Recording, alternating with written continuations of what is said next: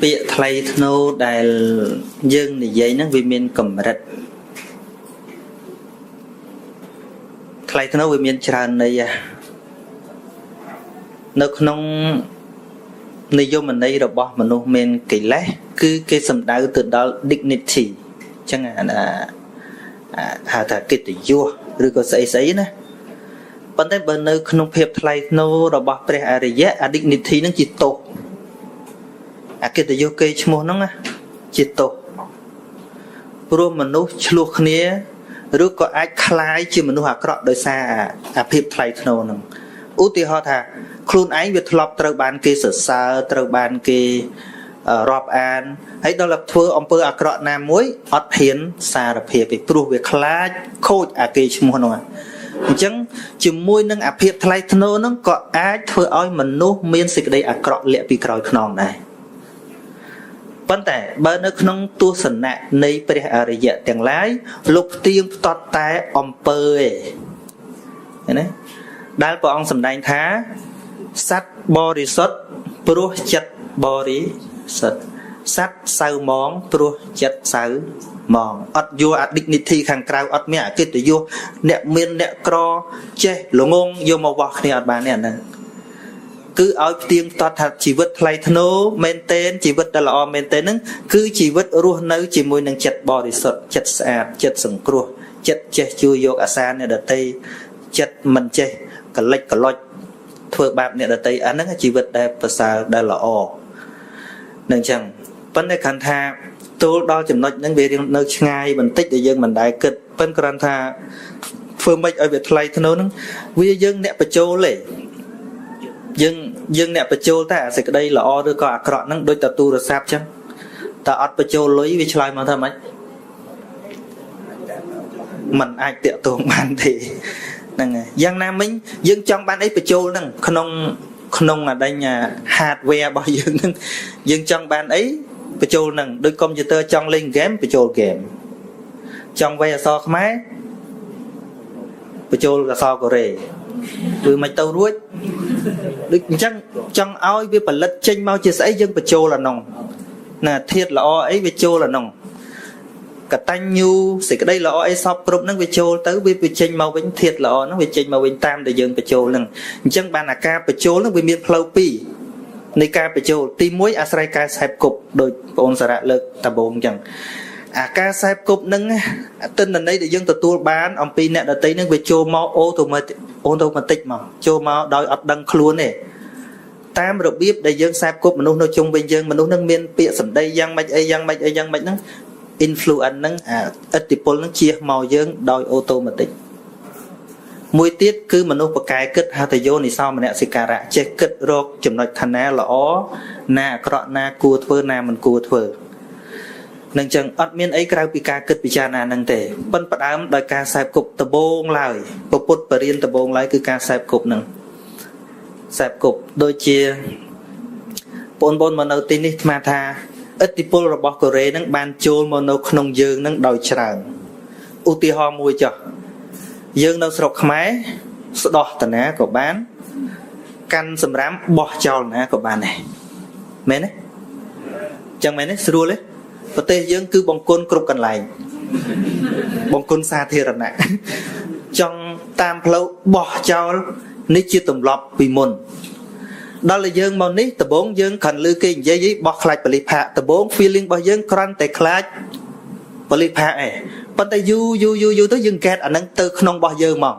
វាទៅជាថ្នឹករបស់យើងមកឃើញទេបរិស្ថានជុំវិញនឹងសំខាន់ណាស់យើងនឹងคล้ายទៅជាអវ័យជាមួយនឹងមនុស្សដែលជុំវិញយើងហ្នឹងឧទាហរណ៍មនុស្សតាមតំបន់ផ្សេងមានចរិតខុសគ្នាហើយបងប្អូនមកនៅនេះជួនកាលរស់នៅទៅអាត្មាគិតថា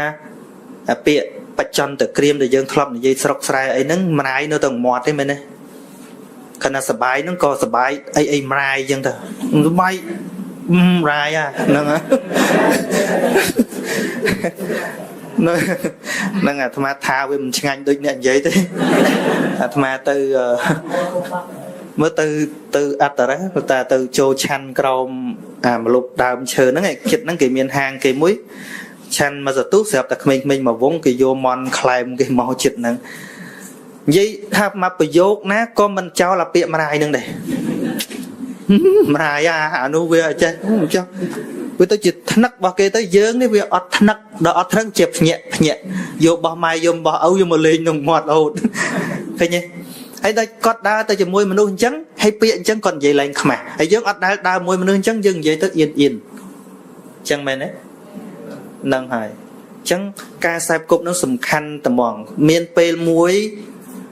ព្រះអានន្ទលោកគង់នៅមួយកន្លែងហើយលោកចិត្តគិតលោករកសរសើរសំណាងលោកសរសើរខ្លួនឯងមានសេចក្តីសប្បាយចិត្តខ្លួនឯងដោយសារលោកបាននៅចិត្តព្រះហើយលោកក៏គិតថាខ្ញុំព្រះអង្គអង្គុយពិចារណាទៅយល់ថាមិត្តដ៏ល្អមានតម្លៃស្មើនឹងពាក្យកណ្ដាលព្រហ្មចរិយធម៌ព្រហ្មចរិយធម៌គឺពុទ្ធសាសនាហ្នឹងឯងមានន័យថាអាគ្រប់ការទូនមានការបង្រៀនដ៏ល្អទាំងអស់ហ្នឹងវាល្អ100មិត្តល្អដែលលោកខ្សែគប់ហ្នឹងមានតម្លៃស្មើពាក្យកណ្ដាលបានព្រះអង្គហាមថាអានន្ទអ្នកកុំយល់អញ្ចឹងតាមពិតណាកល្យាណមិត្តមានតម្លៃស្មើនឹងសាសនាព្រហ្មចរិយធម៌ទាំងមូលសំខាន់ណាស់សំខាន់មែនទែនបងថាអាផ្លូវត្រូវដែលយើងត្រូវដើរឲ្យនឹងមិត្តល្អដែលនាំយើងទៅរកផ្លូវល្អហ្នឹងណាស្មើគ្នាតម្លៃស្មើគ្នាឧទាហរណ៍អាលើឧទាហរណ៍មួយចុះយើងមានកំណប់មួយនៅក្រោយផ្ទះយើងតាំងពីនេះពីណាមកមាសមកពីងនៅហ្នឹងតែអត់មានអ្នកប្រាប់យើងអត់ដឹងប៉ុន្តែថ្ងៃក្រោយមកមានម្នាក់មកប្រាប់ថាកំណប់នៅហ្នឹងណែជីកទៅបានណាប៉ុន្តែមនុស្សយើងតែបានកំណប់ច្រើនតែផ្លឹកភ្លេចអ្នកប្រាប់មែនណាបើចាយគប់ដូចមិនបានពាក់កណ្ដាលមែនណាប៉ុន្តែពិតបើនិយាយពីគុណតម្លៃមាសមកពីងហើយនឹងអ្នកប្រាប់ហ្នឹងបើនិយាយពីគុណតម្លៃគឺស្មើគ្នាឲ្យគាត់អ្នកធ្វើមេចំណែកបានត្រូវគាត់ឲ្យយើងបានឲ្យទៅព្រោះបើគាត់ជីកយកតែខ្លួនឯងក៏បានដែរមែនទេយើងគិតឲ្យដិតដល់មើលបើសិនជាគាត់ដឹងហើយគាត់អត់ប្រាប់យើងហើយគាត់ជីកយកតែគាត់ក៏បានដែរមិនសិតនៅលើយើងទេព្រោះគាត់អ្នកដឹងអាដឹងនឹងថ្លៃណាមិននិយាយរឿងមួយរឿងដឹងណាមានដុកទ័រមួយគាត់ខូចអាម៉ាស៊ីនអេកូគាត់ណាហើយគាត់យកទៅឲ្យជាងធ្វើតាមពិតមានខូចអីច្រើនហើយវាដូចវាអាលំខ្ចៅអីបន្តិចឯងហើយវាអត់ដើរទៅដល់ជាងហ្នឹងគាត់មួលតែមួយផ្លេតហើយយកថ្លៃប៉ុន្មាន1000មិន1000រៀលទេណា$1000ហើយបានគាត់ថាហើយតែមួយផ្លេតចឹងឲ្យថ្លៃដល់1000ហ្នឹងវាស្អីថ្លៃមែនសរសេរវិក័យប័ណ្ណហ្នឹងមិនអញ្ចឹងប្រពន្ធជេរងាប់แล้วហ៎ចឹងបានដូចលោកតាថានឹងមានតែម្នាក់ទេលោកតាខ្លាចណាគេបងប្អូនដឹងហ៎ហ្នឹងហើយដល់ទៅពេលហ្នឹងគាត់សរសេរបងមកសរសេរមែនទេមិននិយាយលេងទេអានោះថ្លៃមួលខ្ចៅ$1ថ្លៃដឹង$999ព្រោះអាហ្នឹងបើមិនដឹងប្រើអត់កើតទេអាម៉ាស៊ីនហ្នឹងបើមិនដឹងកន្លែងខូចមែនទេអ្នកស៊ីប្រាក់ខែថ្លៃមែនទេមិនអ្នកដែលមានកម្លាំងខ្លាំងទេណាគឺអ្នកដឹងច្រើនដូចអ្នកណាទៅបានធ្វើមេគេទៅធ្វើកន្លែងកម្មករអីក៏ដោយគេចេះដឹងច្រើនគឺអាថ្លៃច្រើនដោយសារដឹងតាមែនអត់ហ្នឹងហើយអ្នកធ្វើស៊ីហាអ្នកថាស៊ី100មិន100ជាងការឡើង2-300ចឹងបានថ្លៃដឹងចឹងបានថាជាមួយនឹងបងប្អូនមកធ្វើការហ្នឹងបើសិនជាបន្ថែមរៀនសូត្រពីគេនេះនិយាយពាក់ព័ន្ធនឹងជីវិតបងប្អូនណាដែលមកធ្វើការគឺវាមិនត្រឹមតែជាការធ្វើការទេយើងគួរបានសិក្សាពីអ្វីដែលកន្លែងបងប្អូនធ្វើការហ្នឹងហើយបើសិនជាយើងធ្វើដើម្បីតែប្រាក់ខែប៉ុណ្ណឹងតិចតិចយើងដល់ពេលទៅវិញអត់បានជំនាញអីមើលមានអ្នកខ្លះដែលអាត្មាធ្លាប់ស្គាល់មកធ្វើការនៅកូរ៉េទៅវិញគាត់ទៅបើកហាងខ្លួនគាត់បានគាត់អាចទៅប្រើមនុស្សនៅនោះបានព្រោះគាត់ធ្លាប់មកបម្រើឲ្យគេទីបំផុតគាត់ចេះទៅប្រើមនុស្សនៅនោះអញ្ចឹងសាលារៀនវាមិនមែនតែក្នុងសាលាមែនទេ real experience គឺបទពិសោធន៍ផ្ទាល់ដែលបងប្អូនមកធ្វើការហ្នឹងពីសាលារៀនប៉ាលើកពីសិទ្ធិចិនម្នាក់ គាត់រៀនបានដល់ថ្នាក់ទី6ឯងហើយគាត់ទៅធ្វើការឲ្យជាក្រុមហ៊ុនតូចមួយនៅក្នុងស្រុកក្រុមហ៊ុន plastic ហើយដល់ថ្ងៃក្រោយមកគាត់មានគំនិតថាចង់ទៅទិញអា plastic ចាស់ប្រមូលលក់អេតចាយហើយឲ្យយោបល់ទៅមេគាត់ហ្នឹងហើយមេគាត់ស្ដីឲ្យបើឯងគំនិតល្អចឹងមិនខន់បើមិនមកធ្វើខ្ញុំអញអាហ្នឹងពាក្យឈឺចាប់ដែលធ្វើឲ្យគាត់ចាប់ដើមគិតពិចារណាគាត់គិតថាថ្ងៃក្រោយអញត្រូវតែប្រើគំនិតអញដែលអញឲ្យគេឲ្យគេអត់យល់ហ្នឹងអញត្រូវតែប្រើថ្ងៃក្រោយតែក៏អត់ខឹងចេញពីកន្លែងហ្នឹងឯងនៅពេលដែលគាត់ធ្វើមកផ្នែកណាមួយគាត់ចេះស្ទាត់ទៅទោះបីប្រាក់ខែឡើងក៏ដោយគាត់សុំដូរទៅផ្នែកមួយទៀតដូរទៅទោះបីប្រាក់ខែតិចជាងមុនក៏ដោយគាត់ទៅសុំទៅកន្លែងមួយទៀតប៉ុន្តែមិនមែនក្រៅពីក្រុមហ៊ុនហ្នឹងឯងគាត់ថាខុសផ្នែករៀនចេះពីហ្នឹងគាត់សុំដូរគ្រប់ផ្នែកដែលមាននៅក្នុងកន្លែងហ្នឹងពួកគាត់គិតថ្ងៃក្រោយទៅអញនឹងបើកអាជីវកម្មខ្លួនឯងទៅចេះទាំងអស់អញ្ចឹងកន្លែងធ្វើការក៏ជាកន្លែងរៀនដែរហ្នឹងហើយថ្ងៃក្រោយមកគាត់បើកហាងទូចមួយក៏ដើរទិញអីខ្លួនគាត់ហ្នឹងសពថ្ងៃគាត់មានរោងចក្រផ្លាស្ទិកជាង300កន្លែងលើពិភពលោកជាមហាសេដ្ឋីចិនមួយដែលមានប្រាក់រាប់រយលានដុល្លារប៉ុន្តែហ្នឹងយើងមិនបាច់ខណៈលើកទាំងគេអញ្ចឹងធ្វើឲ្យបានដូចគេអញ្ចឹងថាគ្រាន់ថាអាត្មាលើកមកគ្រាន់តែជាឧទាហរណ៍ឯងមិនបាច់មកផ្ចាលឲ្យអាត្មាថាបើចេះនិយាយអញ្ចឹងមិនក៏ធ្វើឲ្យដូចសទ្ធិហ្នឹងទៅខ្លួនឯងនោះបាច់ផ្ចាលចង់ធ្វើអីអានេះវារឿងខុសគ្នាប៉ុន្តែរឿងឧទាហរណ៍នៃបុគ្គលម្នាក់កាលណាយើងលើកយកមកនិយាយក៏វាអាចបញ្ញក់ខួរក្បាលយើងឲ្យយើងគិតឃើញអ្វីមួយដែលខុសពីគាត់ដែរហ្នឹងអញ្ចឹងមានអីទៀតទេរឿងប្រសើរហ្នឹងប៉ុណ្្នឹងសិនហ្នឹងណាកណ្ដាលខ្ញុំសូមប្រគិនមួយសំណួរដល់គុណម្ចាស់គ្រូព្រមទាំងវិចារទាំងបងប្រុសជួយគិតពិចារណាឧទាហរណ៍ថាខ្ញុំកណ្ដាលខ្ញុំបានប្រព្រឹត្តអំពើមិនគប្បីចំពោះទៅបុគ្គលម្នាក់ឲ្យគាត់ទទួលរងនៅទុក្ខវេទនាទាំងផ្លូវកាយនិងផ្លូវចិត្តប៉ុន្តែរយៈពេលក្រោយមកខ្ញុំកណាក៏បានទៅលុបលាងនៅកំហុសនោះវិញទៅលើបុគ្គលនោះសួរថាតើខ្ញុំកណាមានអំពើបាបនៅក្នុងពុទ្ធសាសនាដែរទេបាទសូមអរគុណលោកម្ចាស់គ្រូតាមទេព្រះអង្គប្រហែលជាបាសជាងខ្ញុំណាធម្មតាកាលណាយើងប្រព្រឹត្តអ្វីមួយចំពោះបុគ្គលម្នាក់គឺយើងមានចិត្តគេហៅថាអកុសលចិត្តឬក៏អកុសលកម្មបានធ្វើអំពើដែលមិនសមរម្យមិនដឹងជាកម្រិតប៉ុន្មាននេះប៉ុន្តែពេលនោះចិត្តយើងនឹងប្រព្រឹត្តនឹងបាន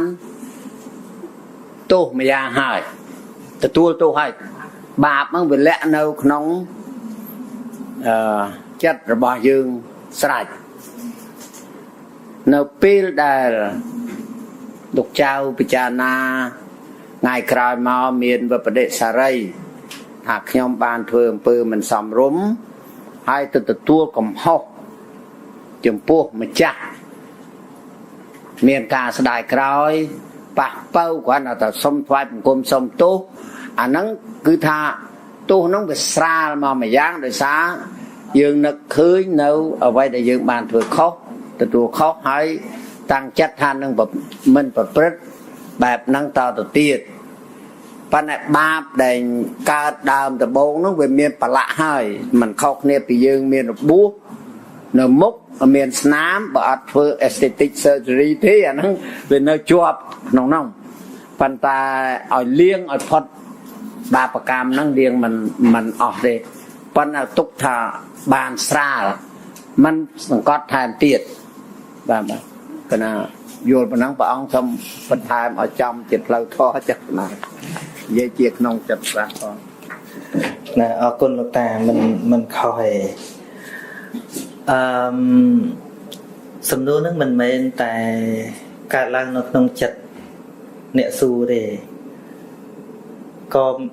តែងតែកើតមាននៅក្នុងមនុស្សដែលច្រើនដូចតែត្រឡប់ធ្វើខុសហើយថ្ងៃក្រោយធ្វើល្អវិញតែបាបហ្នឹងមាននៅក្នុងពុទ្ធសាសនាទេថាបាបអត់មាននៅក្នុងពុទ្ធសាសនាទេវានៅក្នុងចិត្តយើងនេះទេណាពុទ្ធសាសនាណាចេះមានបាបនឹងនិយាយលេងទេប៉ុន្តែគាត់ចង់មានបំណងរឿងខ្លួនគាត់បើយើងនិយាយថានរណាមួយដែលកើតមកមិនមានបាបនោះអត់មានបើអាត្មានឹងបាបតញយពីក្មេងបញ្ជុលចង្រិតជុលចង្រិតហ្នឹងហើយជុលចង្រិតបញ្ជុលមន់ហ្នឹងសុទ្ធតែអំពើបាបហ្នឹងយើងមើលគេពេលចង្រិតជុលគ្នាវាខំដាច់មាត់ដាច់អីហើយយើងនេះមកអង្គុយសើចអាហ្នឹងមិនចិត្តអាក្រក់មែនទេឧទាហរណ៍ថាឥឡូវមានអ្នកធំជាងយើងមកចាប់យើងបញ្ជុលគ្នាឲ្យគេអង្គុយសើចអីចឹងយើងឡើងមិនយើងអត់ចេះគិតអានោះហ្នឹងណាបញ្ជុលចង្រិតបញ្ជុលស្អីទៀត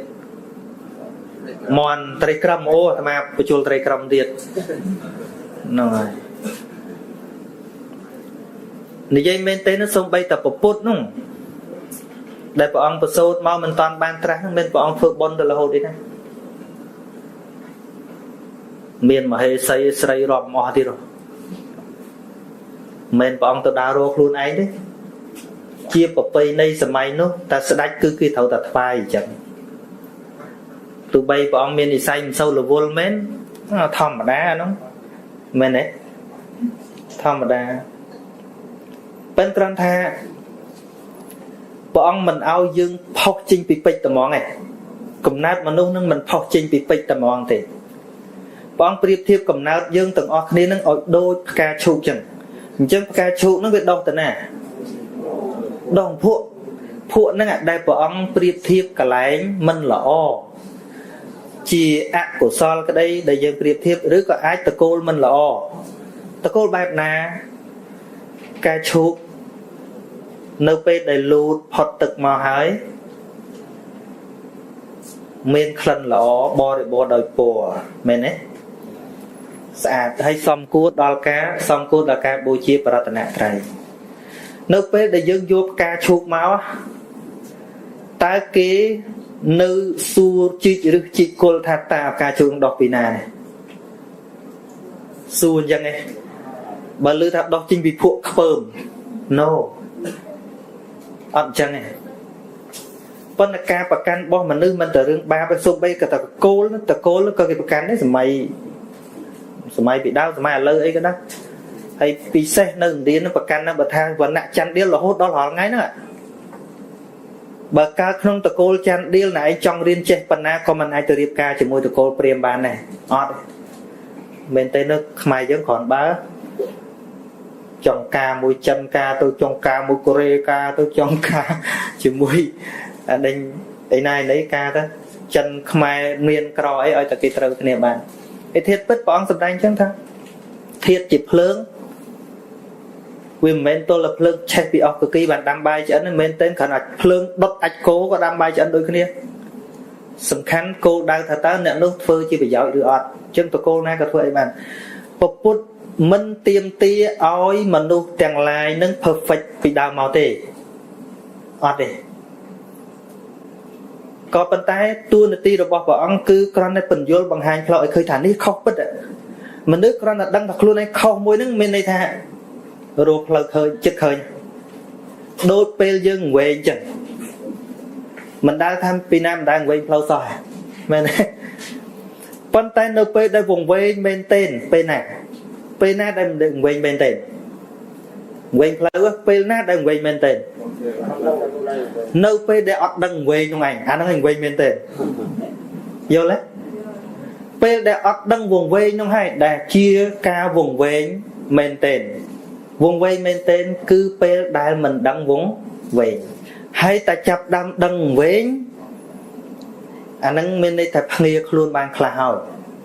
ដោយព្រះសម្មាសម្ពុទ្ធសម្ដែងចឹងថាបុគ្គលពេលហ្នឹងគឺរាប់ទាំងអស់ល្ងងក៏ពេលអាក្រក់ក៏ពេលហ្នឹងមានន័យច្រើនបុគ្គលពេលនៅពេលដែលដឹងខ្លួនឯងថាពេលបណ្ឌិតបុគ្គលនោះคล้ายជាបណ្ឌិតបានខ្លះហើយ មានតែភាពជាបណ្ឌិតទេដែលចេះដឹងថាខ្លួនឯងខុសបុគ្គលពេលមិនចេះដឹងថាខ្លួនឯងខុសទេបុគ្គលពេលមិនចេះដឹងថាខ្លួនឯងពេលទេតែបុគ្គលណាពេលមែនណាពេលពិតប្រកបមិនមែនខ្លែងធ្វើពេលទេពេលកំពុងតែអាក្រក់កំពុងតែអីប្រាប់តែដឹងអញខុសតានោះអាអញខុសទៅហ្នឹងស្អីទៅដឹង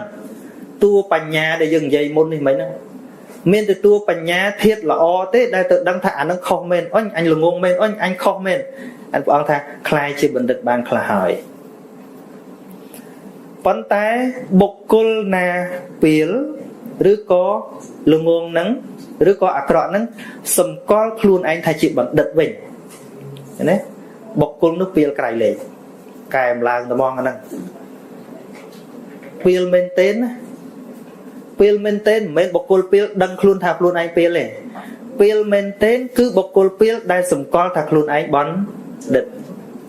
មនុស្សអាក្រក់មែនទេគឺមនុស្សអាក្រក់ដែលយល់ថាខ្លួនឯងល្អអញ្ចឹងនៅពេលដែលយើងដឹងថាខ្លួនឯងអាក្រក់ឬក៏បានធ្វើខុសណាកន្លែងហ្នឹងជាចំណុចចាប់ដើមមកកន្លែងល្អហើយពុទ្ធដឹកនាំយើងទៅហ្នឹងរហូតដល់ព្រះអង្គសម្ដែងគាថាមួយថា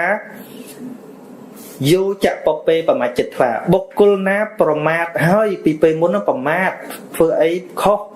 ធ្វើអីមិនត្រូវបច្ឆាសោណបមច្ចិតិប៉ុន្តែពេលក្រោយឈប់ប្រមាទ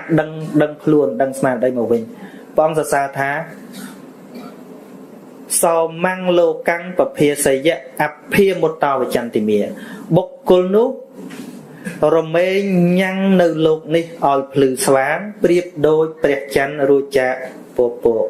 ប៉ុន្តែពេលដែលដឹងនឹងដឹងមែនគ្រាន់តែយកកប់គួយណាមែនលើថាឲ្យតែដឹងទោសឲ្យតែសុំទោសវាស្រាលមកវិញហើយធ្វើទៀតមែនទេគឺដឹងមែនស្ដាយមែននោះជាកំហុសពិតមែនហើយក៏គិតថាមិនធ្វើតទៅទៀតប៉ុន្តែពីមុនអាក្រក់ហ្នឹងវាអាក្រក់រួចតែវាអាចស្រាលស្ដាំដោយលោកតាមានប្រសាសន៍មិនអញ្ចឹងឧទាហរណ៍តែយើងថាយើ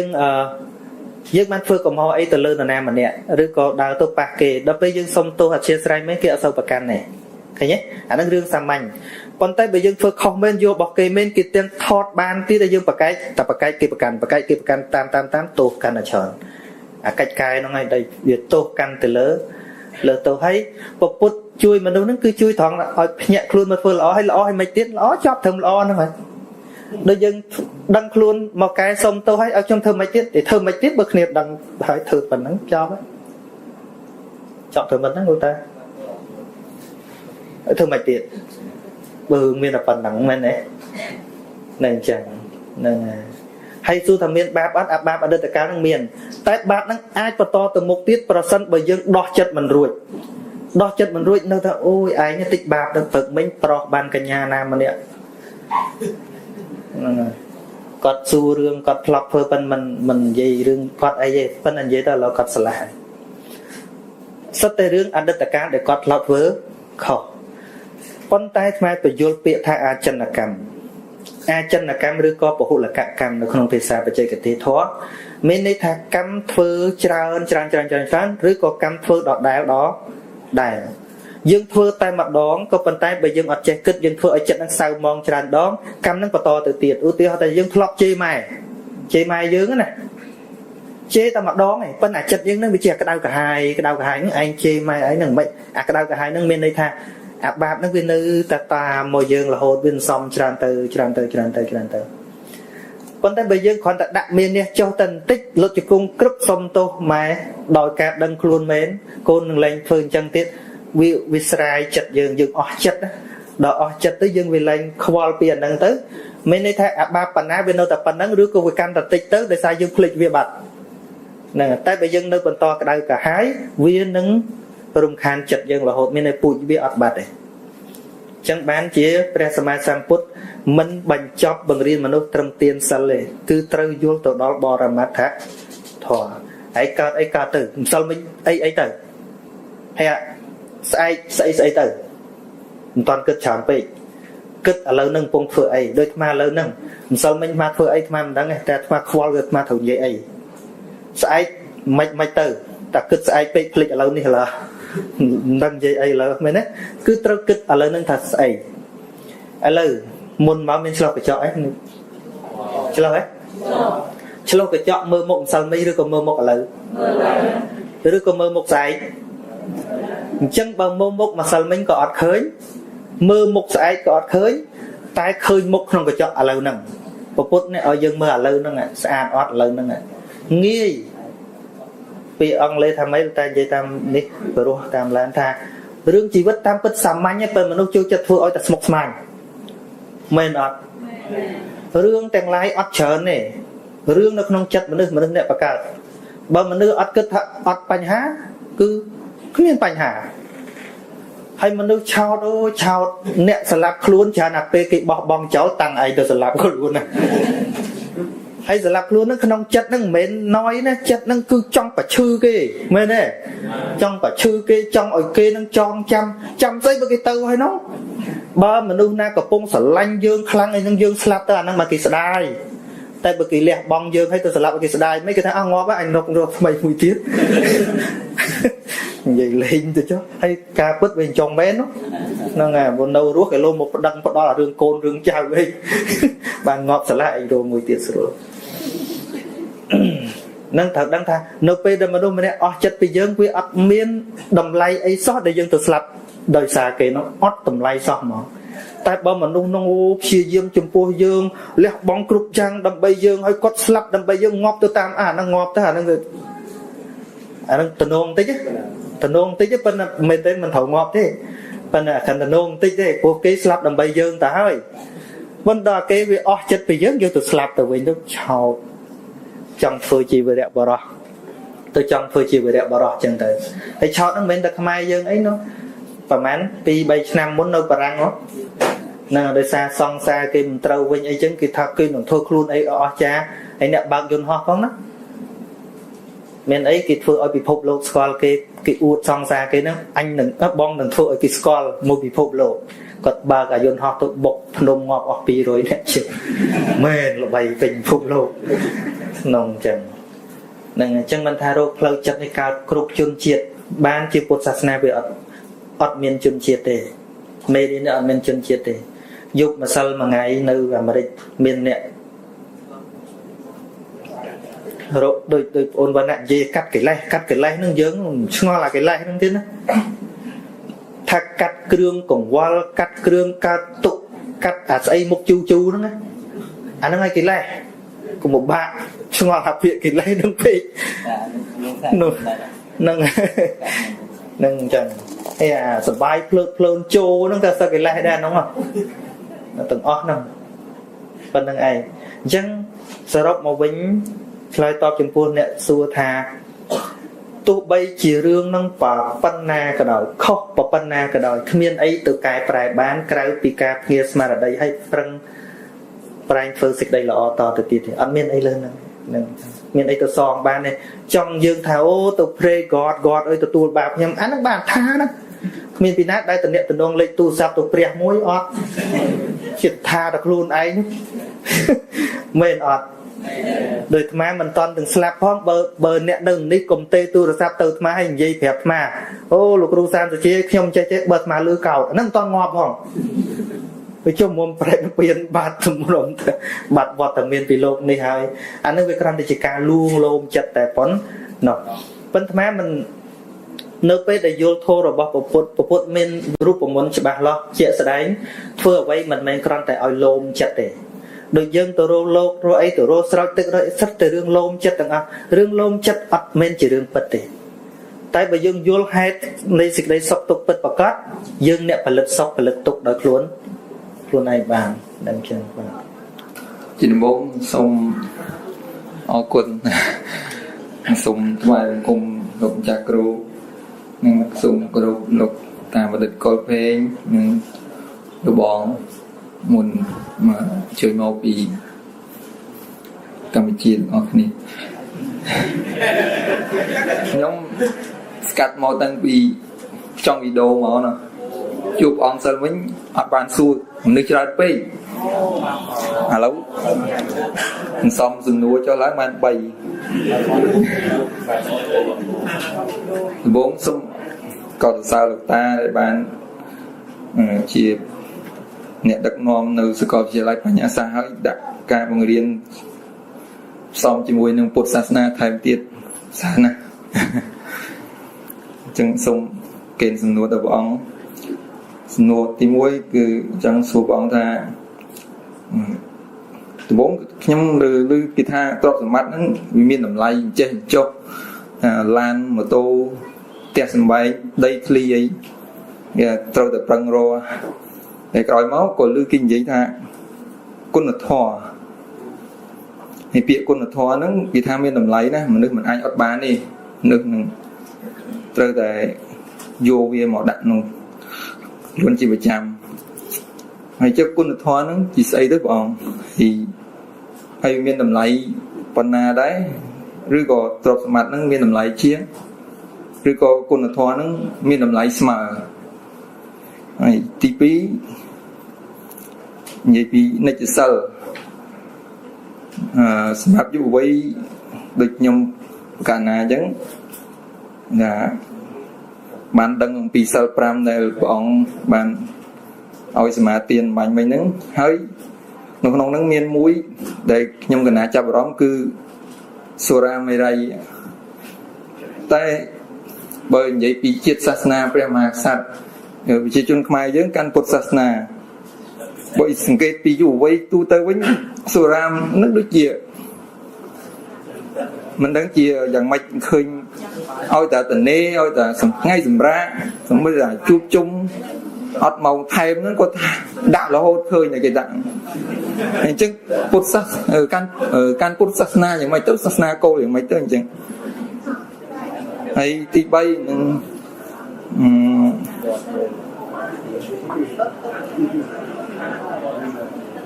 cá sắp thua chỉ rươi nhật tới có chật trong bùa riêng chọc buồn thì chân nâng nè mất phép nhông gần na prata viêm đại thế mai thế đập rươi đâu rồi ban ngọc chất thà họ tê họ hiện đập đi khạch tục buông chầu buồn ôn pi ấy tao việc to nhưอย่างไรตัวbọn xùm bọn chui lại sừng đùa nữa bọn áo quần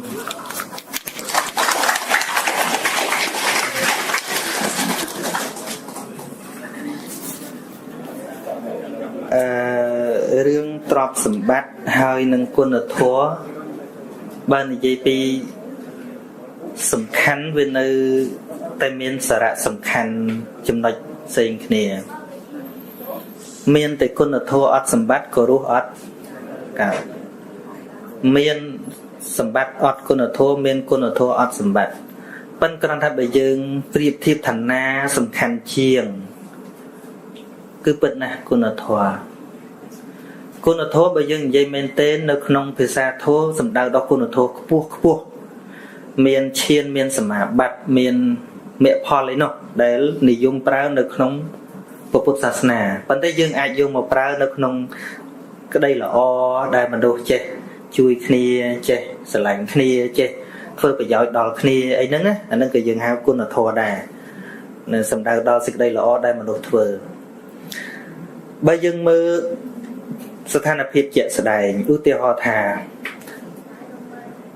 បាយមិនមែនគុណធម៌ទេមែនទេបាយជាគុណធម៌ទេបាយមនុស្សអត់បាយមួយថ្ងៃស្លាប់ទេតែបើសិនមនុស្សម្នាក់ប្រះចាកគុណធម៌កើតចិត្តបីសាចនៅក្នុងខ្លួននៅចិត្តយើងតែ3នាទីយើងងាប់បាត់ឧទាហរណ៍ដូចយុកម្សិលមិញម្សិលថ្ងៃនៅអាមេរិកហ្នឹងតែម្នាក់ទេបាញ់អស់ប្រមាណណាក្របវិញអស់ប្រមាណក្របនោះ1000ក្របជាងនឹងហើយរបួស500នាក់ចឹងហ៎នឹងជាង500នាក់ហើយនឹងស្លាប់59នាក់នោះមិនមែនអត់ទ្របទេគឺអត់គុណធម៌អត់សេចក្តីល្អនៅក្នុងចិត្តអញ្ចឹងបើមនុស្សអត់សេចក្តីល្អក្នុងចិត្តវាបដូរជំនួសតែធម៌អាក្រក់ធាតុពិតណាមនុស្សយើងត្រូវការធម៌តាំងនៅក្នុងពោះម៉ែ ត្រូវការសេចក្តីល្អតាំងពីនៅក្នុងពោះម៉ែប៉ុន្តែដោយសារពាក្យគុណធម៌ល្អល្អនឹងយើងអត់សូវសាបព្រោះនៅក្នុងមនុស្សយើងហើយបើនិយាយទៅស្ដាប់ចាស់ចាស់ដែលសល់សម័យលោកតាអីពីក្មេងមកអីអាស្ដាប់ហើយចេះឃើញចាស់ចាស់គាត់មានការតំណាក់តំណងគ្នាជួបគ្នាសំបីតាធ្លាប់នៅវត្តជាមួយគ្នាក៏គាត់ស្កាត់រស់គ្នាដែរសេចក្តីល្អល្អអញ្ចឹងខ្មែរយើងមានពីដើមដូច្នេះអត់បាយមួយថ្ងៃអត់ស្លាប់ទេដូចមិញអញ្ចឹងបាយវាពាក់ព័ន្ធនឹងទ្រព្យណាអត់លុយទិញបាយមិនបានបាយទេណាមែនទេអាហ្នឹងវាជាផ្នែកទ្រព្យសម្បត្តិប៉ុន្តែបើអត់លើសពីមួយថ្ងៃទៅ4-5ថ្ងៃទៀតក៏វាងាប់ដូចគ្នាអញ្ចឹងវាមានចំណែកនៃសេចក្តីសំខាន់ដូចគ្នាមនុស្សមានគុណធម៌ក៏ដោយតែអត់បាយយូរហើយអស់គុណធម៌ដូចគ្នាមែនទេអត់យូរទៅខ្លាចជាចោលហើយអញ្ចឹងទាំងពីរហ្នឹងវាមានឧបការៈដល់គ្នានឹងគ្នាប៉ុន្តែគុណធម៌សេចក្តីល្អគឺជារឿងដែលមិនអាចជៀសវាងបានព្រះពុទ្ធត្រាស់ដឹងឡើងមិនមែនព្រោះមនុស្សអត់បាយទេព្រោះដើម្បីបណ្ដុះសេចក្តីល្អនៅក្នុងចិត្តរបស់មនុស្សបើត្រឹមតែដើម្បីរកបាយមិនចាំបាច់ប្រពុតក៏បានដែរគោក្របីវាអត់ដែលរៀន accounting ទេតែវាចិញ្ចឹមខ្លួនរស់មែនទេមែនអត់ស្វាកពើបាច់ទៅយកចូលសាលារៀន accounting law ស្អីបង្កើតកូនដល់រាល់ថ្ងៃហ្នឹងហើយអញ្ចឹងការស្វែងរកម្ហូបអាហារទ្រព្យសម្បត្តិចិញ្ចឹមជីវិតសត្វណាក៏ចេះដែរ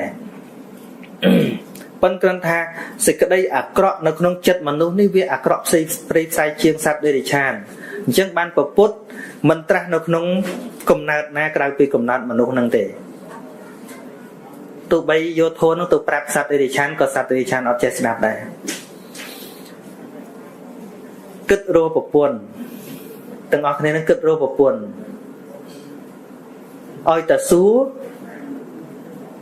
តែអាត្មាសួរសឹងតែ100គូថាមកពីឃើញគេល្អចិត្តបានមែនទេនោះហើយខាងស្រីក៏ចឹងដែរឃើញគាត់នឹងល្អចេះល្អអញ្ចឹងតាមពិតរស់តាល្អតាមានណាមិនបានស្រឡាញ់នាងមកពីនាងបកាយជេវាមិនដែរហើយមិនបានស្រឡាញ់នាងមកពីនាងបកាយមិនបកាយនៅបកាយនិយាយដើមប្តីយកទេចឹងអីបើដឹងចឹងអីឃើញយើងជ្រើសរើសតែកន្លែងល្អធៀបពិតទាំងអស់គ្នានឹងសិតទៅរកកន្លែងល្អហើយបើចង់បានកូនទៅបន់ជីបអូចមុខព្រះមុខអ្នកតាអីហ្នឹងណាគឺចង់បានកូនល្អអាល្អហ្នឹងឯងធัวទៀតឃើញទេមនុស្សយើងវាមានពីរចំណែកដោយបងវណ្ណៈនិយាយដំបូងចឹងហើយល្អហ្នឹងស្អីកតញ្ញុតាអាកតញ្ញុតាហ្នឹងជា software មួយឃើញទេភាពដឹងគុណចេះដឹងខុសត្រូវអាហ្នឹងជា mental state មួយជាផ្នែក software មួយនៅខាងក្នុងនៅក្នុងបុគ្គលណាបុគ្គលហ្នឹងទៅជាកតញ្ញូហើយដល់ពេលកូនកើតមក4-10ក៏ដោយអត់ដឹងគុណគេថាកូន10មិនស្មើនឹងគឺឈើច្រត់មួយចាស់និយាយចឹងអញ្ចឹងវាមិនមែនតួកូននឹងសំខាន់ណាតួអធរក្នុងកូនហ្នឹងវាសំខាន់ប៉ុន្តែអធរហ្នឹងវាទៅនៅណាបើអត់កូននោះវាអត់ដូចគ្នានោះថាសម្បករូបធម៌ហើយនឹងនាមធម៌នោះសំខាន់ដូចគ្នាប៉ុន្តែយើងគិតថាណាសំខាន់ជាងយើងប្រៀបបានដូចកូនត្រូវការឪពុកម្ដាយមែនទេ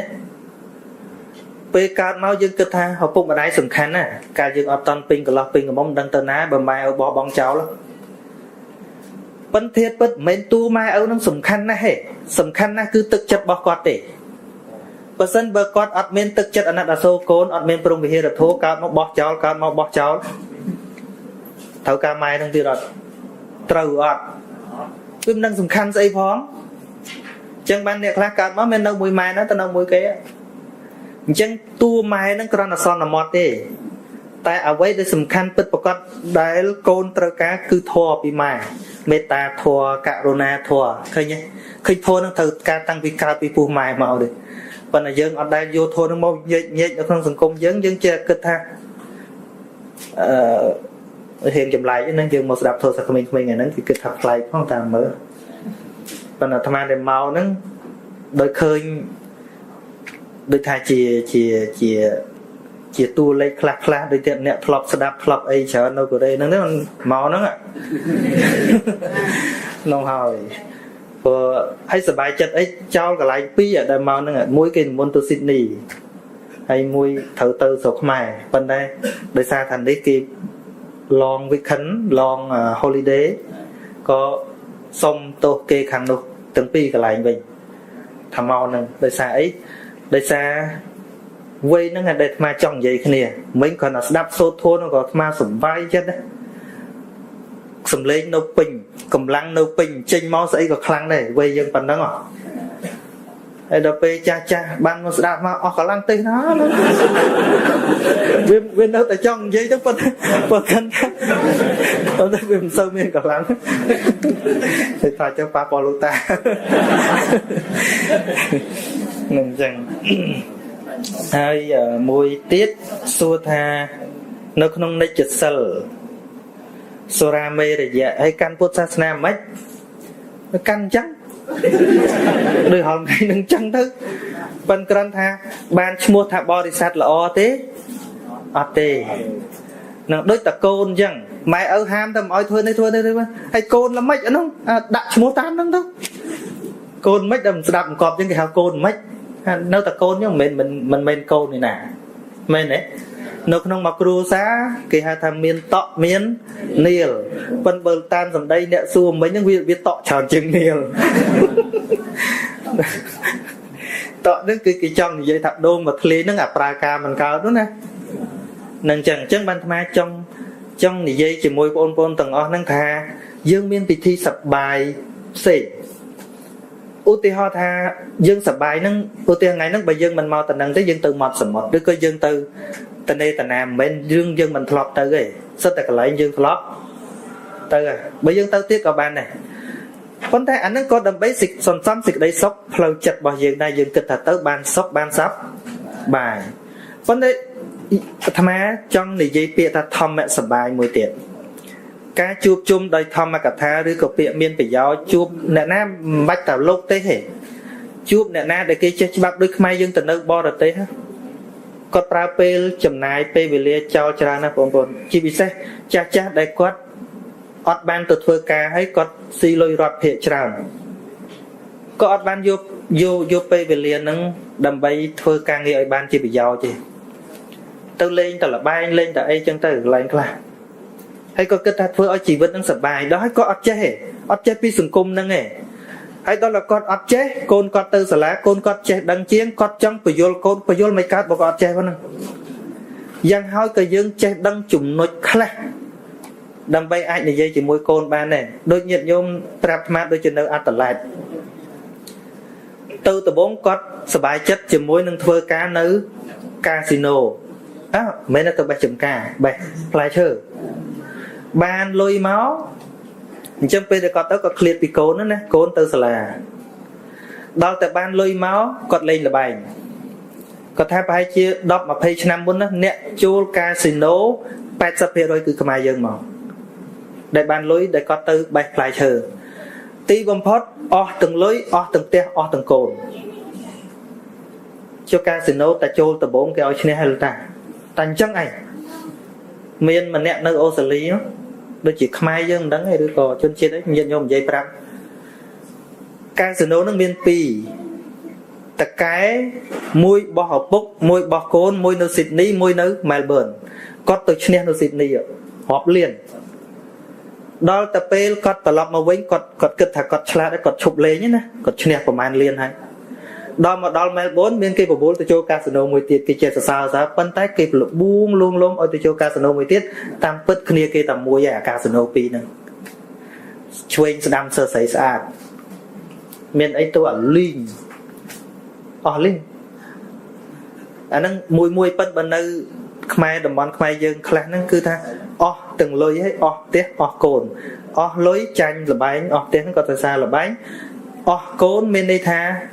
កូនទៅខ្សែគប់អ្នកខាងក្រៅអស់ទៅហើយគាត់អស់លុយអស់កាក់អត់បានភាពស្និទ្ធស្នាលជាមួយកូនដល់គាត់អស់ទីពឹងអស់អាលីងមក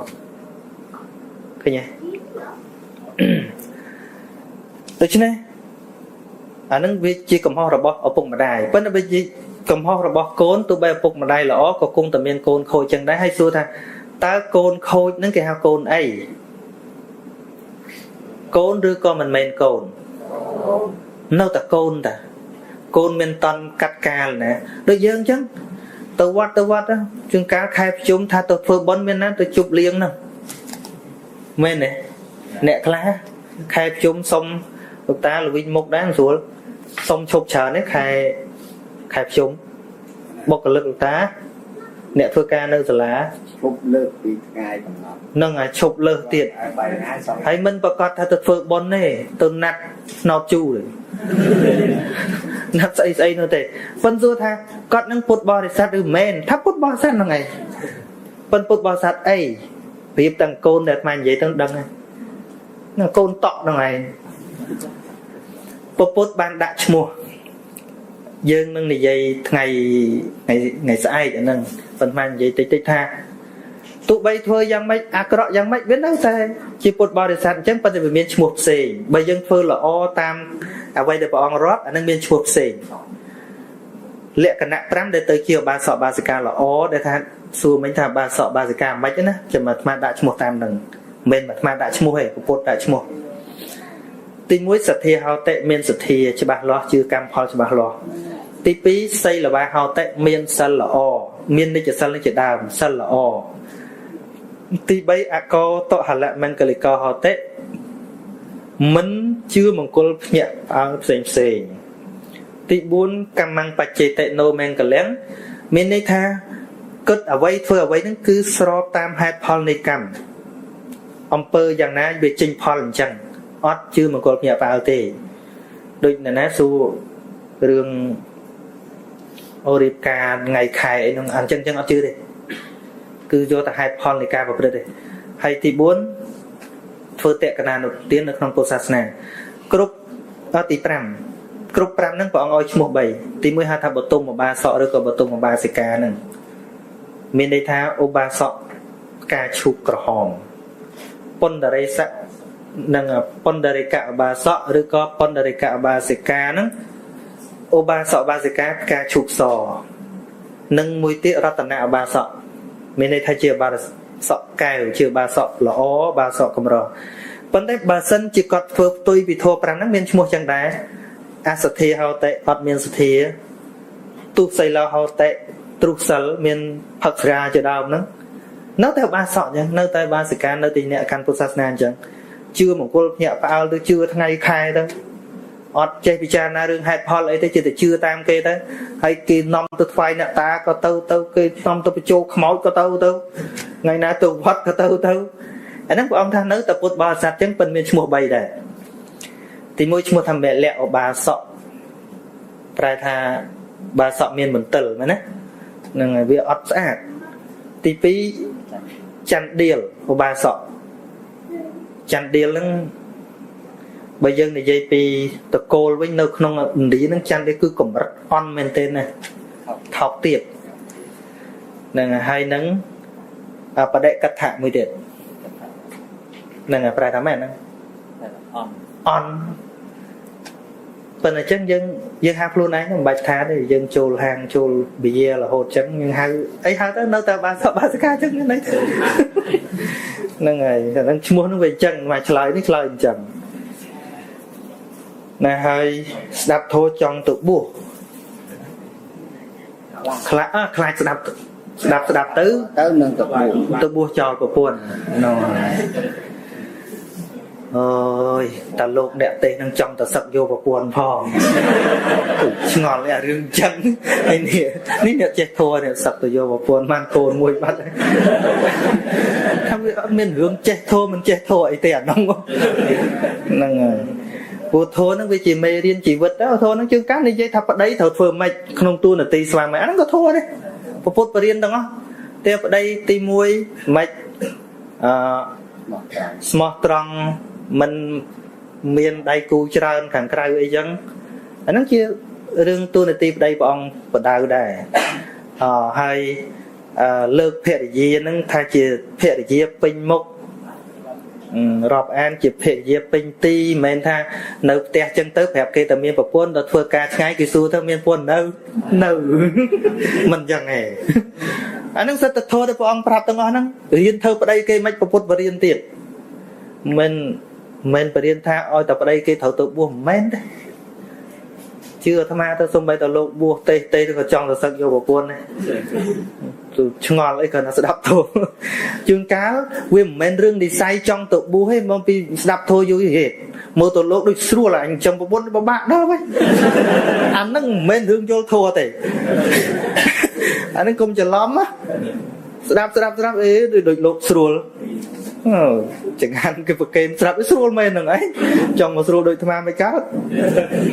មែនទេវាមានរឿងមួយចិត្តហត្ថេដែលបួស7 ដងហ្នឹងហើយនិស័យព្រះរហន្តហ្នឹងណាប៉ុន្តែមុននឹងឃើញធម៌ហ្នឹងអញ្ចឹងទៅជួបភិក្ខុមួយអង្គហើយឃើញលោកបិណ្ឌបាតមកវាបានអាមហូបឆ្ងាញ់ហ៎ឯលោកម្ចាស់ធ្វើមិនបានហ្នឹងដើមផ្លេតទៅបានហើយបានគាត់ទៅឯងពិបាកដល់មុំតបានស្រូវទុំយូរណាតាំងពីភ្ជួររស់ដាក់ទឹកតមុំតបានច្រូតមុំតដាំបាយឯងស្បើពេលមួយឆ្នាំហ្នឹងអញ្ចឹងគិតទៅបួសទៅដល់បានឆាន់ស្រួលទៅវាធាត់បន្តិចទៅនឹកឃើញធ្លាក់ភ្លៀងទៀតណាដល់ពេលធ្វើស្រែធ្វើចការក៏សឹកទៅជួយធ្វើប្រពន្ធទៀតទៅធ្វើទៅវាស្គមទៀតណាប្រពន្ធប្រើនោះដល់ពេលចឹងហត់ទៀតឯងហើយសំណាមហូពិបាកចឹងសោះបួសទៀតណ៎បួសបានស្រួលខ្លួនតិចវាភ្លេចអារឿងពិបាកហ្នឹងនឹកប្រពន្ធទៀតណាមកបួសប្រខៀមអត់អីទេឯងនឹកប្រពន្ធទៀតឃើញទេនឹកចុះនឹកឡើងនោះឯង7 ដងហើយស្មានមិនតាន់ម្ដងហើយយើងបើឥឡូវអញ្ចឹងអីមិនដឹងបង្ហោះ Facebook មិនហ្នឹងមែនទេកាលនោះសំណាងអត់មាន Facebook ប៉ុន្តែចុងក្រោយបានលោកសង្វេគខ្លួនឯងអញ្ចឹងអា7 ដងដំបងទៅបួសហ្នឹងមិនមែនព្រោះជ្រះថ្លាទេព្រោះខ្ជិលឃើញទេខ្ជិលទៅខ្ជិលធ្វើការប៉ុន្តែលើកចុងក្រោយពេលហ្នឹងប្រពន្ធពោះធំប៉ុន្តែស្រីកុំប្រកាន់កន្លែងហ្នឹងនិយាយមែនតើដល់ពោះធំទៅដេកទៅលបោតអីអស់ទៅណាហើយក្បាលពោះវាធំអញ្ចឹងហើយកងែកកបន្តិចហៀនទឹកមាត់ឲ្យសមុកទៀតឯនោះមកពីធ្វើការហត់ឃើញប្រពន្ធឃើញសាកសពសុទ្ធវាលែងឃើញប្រពន្ធទៅណាវាឃើញដូចសពប៉ោងហ្មងណាហ្នឹងមែនទេណាដល់អញ្ចឹងលោកសង្វេគចឹងអញហើយបួសសឹក7 ដងដោយសារតែសាកសពមួយនេះឯងទៅលើកនេះមិនមែនទៅព្រោះខ្ជិលទេសង្វេគអានឹងកើតពីសង្វេគអានឹងខ្លួនហ្នឹងហើយពេលហ្នឹងដែលលោកទៅបួសម្ដងទៀតសម្រាប់ព្រះរហន្តបដ ாய் ហ្នឹងបើទៅរបៀបអញ្ចឹងទៅ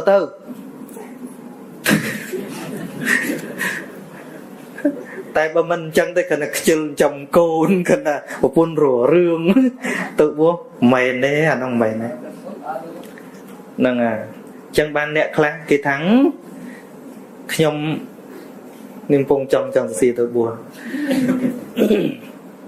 អ្នកខ្លះថាប្រពុតក៏មានប្រពន្ធកូនទៅបួសដែរ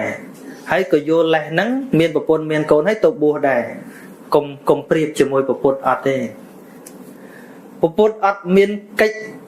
ចពីការចិញ្ចឹមកូនប្រពន្ធនេះអត់ទេព្រះអង្គជាស្ដេចហើយស្ដេចយើងដឹងហើយស្ដេចសម័យកាន់អំណាចសួយសាកមកគ្រប់ទិសអត់ខ្វះអីទេប្រពុតមិនមែនរត់ចោលព្រោះពិបាកចិញ្ចឹមប្រពន្ធអត់ទេខុសគ្នាហើយយើងនេះពិបាករលុយពិបាកចិញ្ចឹមប្រពន្ធពិបាកស្អីរត់ទៅបួសហើយថាអួតតែខ្លួនឯងដូចប្រពន្ធដែរកុំព្រៀបអាហ្នឹងអញ្ចឹងការទៅបួសហ្នឹងដូចគ្នាអញ្ចឹងថាបើយល់ធម៌មែនទេហ្នឹងដូចរាល់ថ្ងៃលេងចង់បួសបដ ாய் តែចេះវិញផ្ទុយទៅវិញ បើយល់ធម៌វិន័យមែនទេណាលែងជុំចង់បួសត្មងហ៎ពួកបួសហងៃហ្នឹងវាអត់ដូចបួសពីដើមបួសសម័យពីដើមមានកល្យាណមិត្តច្រើនជាប្រសងដូចគ្នាណាមានអ្នកលះបង់ច្រើនយើងមិនបាច់គិតដល់សម័យពុទ្ធសម័យអីគ្រាន់តែសម័យសម្ដេចជួនណាស់នេះយើងមើលអ្នកប្រាជ្ញសម័យហ្នឹងណាលោកមិនសូវរវល់អីអាលៀបសការៈអញញ៉ៃអត់ទេលោកគិតតែការងារលោកឃើញទេដល់អញ្ចឹងជួបគ្នាសប្បាយហៅថាបុគ្គលជាទីសប្បាយហើយលោកគិតតែធ្វើប្រយោជន៍ទេលោកមិនទៅគិតរឿងញាតញោមអញអញហើយពេញណាពេញនេះអត់ទេលៀបសការៈអីអត់ទេដល់អញ្ចឹងលោកជួបបុគ្គលជាទីសប្បាយអាហ្នឹងវាសប្បាយហៅថាសប្បាយក្នុងសាសនាហើយឃើញលោកបួសមួយជីវិតទេហើយមិនមែនអញអញយើងយោងអីដូចឥឡូវទេអត់ទេហើយបើមុននឹងទៅទៀតសម័យពីដើមទៅទៀតដូចវាខុសគ្នាដែលថ្មលឺលោកគ្រូដែលគាត់បរៀននៅសាកលវិទ្យាល័យ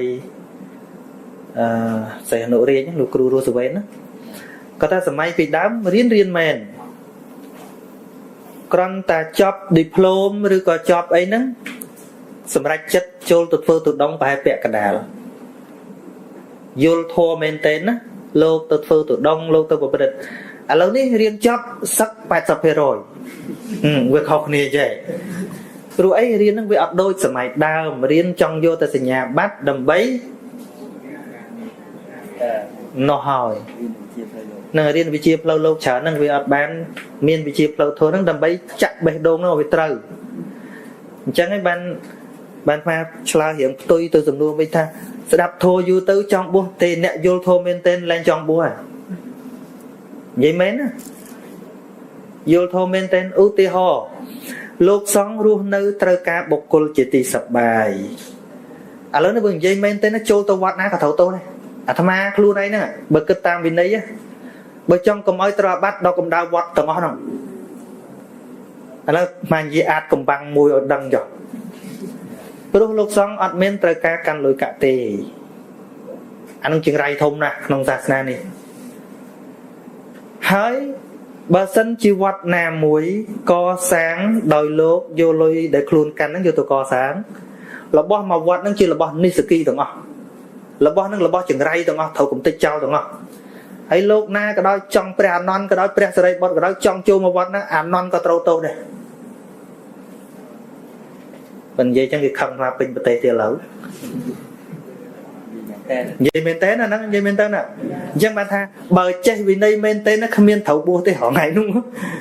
ព្រោះវាចង្អៀតតែវិន័យហ្នឹងចង្អៀតតែបើសិនជាសង្គមហ្នឹងសម្បូរដោយសប្បុរសមហាស្រួលពុទ្ធធ្វើវិន័យហ្នឹងឲ្យស្រួលឲ្យលោកអត់កង្វល់ឲ្យលោករស់នៅដោយក្រុមស្រួលអត់ចេះឆ្លោះគ្នាទេអញ្ចឹងប៉ុន្តែបើយើងវិលមកគិតអញ្ចឹងវិញឃើញពិបាកហ្មងប៉ុន្តែបើសិនជាមានលោកអ្នកគោរពធម៌វិន័យច្រើនរស់នៅជាមួយគ្នាមហាស្រួលព្រោះប្រយោជន៍វិន័យ10យ៉ាងគឺសង្ឃវិហារតាយៈគឺដើម្បីនៅជាសុខរបស់សង្ឃហេតុអីបានសង្ឃនៅជាសុខព្រោះសង្ឃសម្បូរដោយអ្នកគោរពប្រតិបត្តិល្អហើយពាក្យថាល្អមិនចេះតោះគ្នាណាមែនទេមិនថ្មនិយាយបើកផ្លូវដើម្បីសឹកខ្លួនឯងនេះមិនមែនទេណាធ្វើពិតវិញអញ្ចឹងមែននឹងអញ្ចឹងហើយអ្នកយល់ធម៌មែនទេហើយយើងយល់ឯណាទៅដូចនិយាយវិសាខាដូចថ្មនិយាយវិសិលវិញនិយាយវិសាខាយល់ធម៌ដល់សច្ចធម៌តាំងពីអាយុ7ឆ្នាំ7ឆ្នាំបានសម្រេចសោតាឃើញច្បាស់នៅព្រះនិព្វានថ្នាក់ទី1ហ្នឹងឃើញទេប៉ុន្តែពេញកំមុំនិយាយវិសាខាមានប្តីកូន20ប្រុស10ស្រី10មានចង្រៃអីយល់ធោអត់កូនទេមែនទេទល់តែអនាគាឡើងទៅអានឹងបានលែងគិតរឿងប្តីប្រពន្ធអនាគាឡើងទៅលែងហើយតែត្រឹមសោតាកុំភ័យអត់សោះអត់អីសោះហ្មងអត់អីទេប៉ុណ្្នឹងឯងហ្នឹងហើយឲ្យតែយល់មែនទេក៏អត់អីសិទ្ធនាមានសំណួរពីសំណួរដែលចគុណសូមជួយបកស្រាយបំភ្លឺផ្លូវខ្ញុំកណាគឺសំណួរទី1ខ្ញុំកណាធ្លាប់ធ្វើការនៅឯស្រុកកំណើតនៅភ្នំពេញ ចាហើយដល់ទៅមានមិត្តភ័ក្តិគេជូនជាกระดาษបនកឋិនកទានចាឲ្យខ្ញុំបានរែងអង្គាសមិត្តភ័ក្តិជូនបនជូនអីគេអស់ហើយបានប្រមូលបច្ច័យមកអស់ហើយស្រាប់តែម្ចាស់បនគេទៅបាត់គេទៅបននឹងផុតទៅហើយខ្ញុំអត់ដឹងផ្ញើលុយទៅតាមណាហើយដល់ពេលអញ្ចឹងអត់ដឹងធ្វើម៉េចអាពេលហ្នឹងម្ចាស់បនគេទៅបាត់ហើយអត់ដឹងផ្ញើលុយទៅតាមណាហើយត្រង់ដាច់លុយផងចាយលុយនឹងអស់តែខ្ញុំកណាមានបំណងថាចង់បានបច្ច័យនឹងមកអញ្ចឹងខ្ញុំកណាគឺថារៃបច្ច័យដើម្បីចូលរួមជូនបនកឋិនកទានហ្នឹងតែដល់ពេលជាប់អញ្ចឹងទៅក៏បានទេទៅប្រាប់អ្នកម្ដាយថាខ្ញុំកណាបានខ្ញុំបានរៃបច្ច័យបានអញ្ចឹងទៅម៉ែដល់ទៅម្ចាស់បនគេទៅបាត់មិនចាយអស់ហើយអញ្ចឹងម៉ែឯងជួយមានបនកឋិនកទានលោកក្រោយអីសូមជួយចូលបនបច្ច័យចំនួនប្រហែលហើយខ្ញុំនៅទៅភ័យរហូតខ្លាចបាបព្រោះអាពេលហ្នឹងដាច់លុយហូបចាយអស់ហើយពេលហើយសំណួរទី2ព្រះអង្គម្ចាស់កណារាល់ថ្ងៃហ្នឹងយកពីទុកនោះទុកបញ្ហាមិនចេះចប់មិនចេះហើយពីមួយទៅមួយពីបញ្ហាក្រុមគ្រួសារផងបញ្ហាផ្ទាល់ខ្លួនផងនិយាយឲ្យចប់ទៅគឺថានិយាយឲ្យខ្លីទុកឥតលហែពីមួយតមួយពីបញ្ហាគ្រួសារអស់ពីបញ្ហាគ្រួសារការងារអស់ពីការងារអាផ្ទាល់ខ្លួននឹងធ្ងន់កមកថាជួបគូវិញមិនដែរបងសុំគូគប់ពិតអញ្ចឹងមកតាលេងសើចបោះគេភូតដេចភូតកើតឲ្យទៅវិញអញ្ចឹង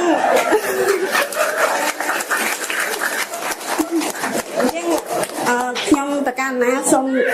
អស់សំណួរហើយសូមប្រគេនបនកសលនេះជូនដល់ព្រះអង្គម្ចាស់និងលោកអមហើយនិងលោកគ្រូទាំងអស់គ្នាមិត្តភ័ក្តិបងប្អូនទាំងអស់គ្នាសូមជូនបនកសលទាំងអស់គ្នាចាសាធុសាធុបន្តជាមកសួរឆ្លើយគួរឲ្យមកគណៈសូមថ្វាយអង្គមលោកចាស់គ្រូនិងវិលក្មិនទាំងពីរនាក់លោកសេលោកតាកុលភេបណ្ឌិតកុលភេខ្ញុំគណៈមានសំណួរមួយចង់សួរទៅលោកចាស់គ្រូតាក់ទងនឹងពាក្យបល័យបៃតេពាក្យថាបៃតេតើបៃតេហ្នឹងមានន័យយ៉ាងម៉េចដែរហើយអ្នកដែលកើតបៃតេហ្នឹងដល់នៅសេចក្តីយ៉ាងម៉េចដែរសូមបៃតេខ្ញុំកណាចង់សួរពាក្យបល័យពាក្យថាបៃតេតើបៃតេហ្នឹងមានន័យយ៉ាងដូចម្ដេចហើយអ្នកដែលកើតបៃតេហ្នឹងដល់នៅសេចក្តីយ៉ាងដូចម្ដេចដែរសូមលោកគ្រូជួយបកស្រាយជាបឋមសូមនមស្ការគុណព្រះរតនត្រ័យនិងសូមក្រាបថ្វាយបង្គំលោកចាស់គ្រូវេជ្ជរបញ្ញោសាស្ត្រជាខ្ញុំកណាមានសំណួរ3ឲ្យជាសុភាសិតទេលោកចាស់អត់មានជាសំណួរផ្ទាល់ខ្លួនណាខ្ញុំកណាឆ្ងល់ជាសុភាសិតមួយលោកពោលថាចង់រាកឲ្យជីកចង់រីកឲ្យហាលចង់ស្រាលឲ្យផ្ទុកចង់ទៅមុខឲ្យឈប់និងមួយទៀតកណាទៀតចង់រាកឲ្យជីកចង់រីកឲ្យហាលចង់ស្រាលឲ្យផ្ទុកចង់ទៅមុខឲ្យឈប់មួយទៀតអ្នកមានរក្សាខ្សត់ដោយសម្ពុតនៅពីក្រៅអ្នកប្រាជ្ញរក្សាខ្លៅដោយសំពៅនៅសម្ប៉ានមួយទៀតនឹងសុភាសិតដែរទៀតកុកពីរចុះកុកពីរចុះស៊ីភក់ជ្រាំខ្លែងឆាបអស់5នៅសល់កុក2នៅសល់ទា2ទៀតកណាបានយល់ខ្លះដែរប៉ុន្តែមិនដឹងថាយល់នឹងត្រូវឬមួយក៏ខុសឬមួយក៏ចង់ឲ្យលោកម្ចាស់បែកវែងញែកឲ្យបានឲ្យយល់កាន់តែឲ្យច្បាស់ទៀតនឹងដូចជាបងប្អូនដែលបានមកចូលរួមក្នុងនេះដែរសង្ឃឹមថានឹងបានស្ដាប់ទៅបានយល់ដូចខ្ញុំកណាដែរទៀតកណាសូមថ្លែងគុំមានអស់តែប៉ុណ្ណឹងទៀតខ្ញុំប្រកាសណាសូមនមស្ការចំពោះគុណប្រតនត្រ័យទាំង3មានពុទ្ធពធព្រះសង្ឃសូមនមស្ការចំពោះលោកចាស់គ្រូព្រមទាំងសូមនមស្ការបណ្ឌិតធម្មយាចាកុលភេងព្រមទាំងបងប្រុសអមដំណើរដោយញោមស្រីដែលបានជួយមកខ្ញុំប្រកាសណាមានសំណួរមួយចង់សួរប្រកេនទៅលោកចាស់ ហើយក៏ជារឿងដែលកើតឡើងចំពោះកិច្ចក្នុងព្រះវិន័យដែរហើយនៅក្នុងព្រះវិន័យនៅក្នុងប្រទេសកូរ៉េនេះយើងមានឃើញការបដិបត្តិធ្វើកម្មវិធីជំបិណ្ឌអីចឹងលោកចាស់មានឃើញមួយកន្លែងអាចារ្យឬក៏អ្នកដឹកនាំចឹងលោកអត់បានគិតអំពីកិច្ចក្នុងព្រះវិន័យក្នុងភោជនវគ្គសិក្ខាបទចឹងអាចារ្យដែលដឹកនាំនៅក្នុងកន្លែងខ្លះមានត្រូវទៅក៏ខុសក៏មានដោយសារអីអាចារ្យក៏ដឹកនាំហ្នឹងថាពេលប្រគេនចង្ហាន់លោកអីឲ្យមើលម៉ោងនៅស្រុកខ្មែរតើត្រូវឬមិនត្រូវលោកចាស់ចំណុចហ្នឹងតែសម្រាប់ខ្ញុំកណាបានរៀនសិក្សាតិចតួចដែរបានដឹងឈ្មោះកិច្ចក្នុងព្រះវិន័យប៉ុន្តែអាចារ្យខ្លះនឹងកន្លែងកម្មវិធីខ្លះឲ្យមើលម៉ោងនៅស្រុកខ្មែរហើយម៉ោងស្រុកខ្មែរនៅកូរ៉េម៉ោង 2:10 ហើយនៅស្រុកខ្មែរទៅម៉ោង 10 ខុសគ្នា 2 ម៉ោងអញ្ចឹងកិច្ចហ្នឹងគួរបដិបត្តិយ៉ាងដូចនេះក្នុងព្រះវិន័យដើម្បីឲ្យបានជាចំណេះដឹងចំពោះពុទ្ធបរិស័ទឬក៏ខ្មែរយើងនៅក្នុងប្រទេសនេះដើម្បីធ្វើម៉េចឲ្យមានការប្រព្រឹត្តបដិបត្តិឲ្យត្រឹមត្រូវក្នុងកិច្ចព្រះវិន័យប្រកបដោយបញ្ញានិងសំណួរមួយហើយខ្ញុំកណាសូមសួរសំណួរមួយទៀតដើម្បីឲ្យលោកម្ចាស់គ្រូជួយបកស្រាយនៅចំណុចមួយថាធ្វើម៉េចឲ្យប្រជាពលរដ្ឋខ្មែរយើងប្រជាជនខ្មែរយើងមករស់នៅទីនេះចេះស្រឡាញ់ចេះជួយយកអាសាគ្នាដោយសារមានឃើញការហេតុច្រើនដោយសារឃើញមុខគ្នាអីចឹងវាយគ្នាមានច្រើនខូចជាពលរដ្ឋល្អម្នាក់ទៅជាអាប់អោនដល់ប្រទេសយើងព្រោះដោយសារតែយើងមានការបង្កកាប់ចាក់វាយគ្នាអីនៅប្រទេសកូរ៉េនឹងមានការឡើងជាចំណុចយ៉ាងច្រើននឹងខ្ញុំកណាមានសំណួរប៉ុណ្ណឹងហើយខុសត្រូវយ៉ាងណាសូមខមាទោសចំពោះលោកម្ចាស់ហើយសូមខមាទោសសូមទោសចំពោះបងប្អូនទាំងអស់គ្នាដែលនៅក្នុងទីនេះដែរពួកអីនិយាយនេះទៅមិនមែនដើម្បីតិចទៀនអ្នកដទៃទេគឺគ្រាន់តែចង់ថាដើម្បីឲ្យមានភាពរីកចម្រើនហើយប្រកបដោយត្រឹមត្រូវដើម្បីប្រយោជន៍រួមនៅក្នុងពុទ្ធសាសនាផងដើម្បីបងប្អូនទាំងអស់គ្នាផងសូមអរគុណសូមអនុមោទនា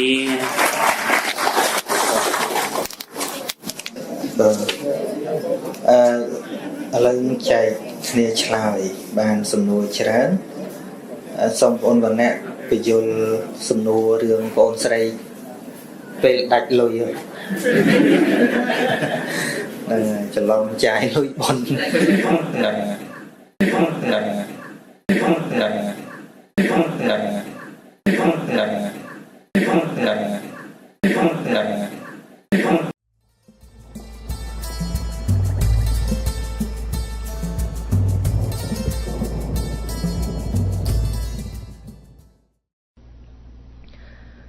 បន្តទៀតមីកសំផស្សថ្វាយបង្គំ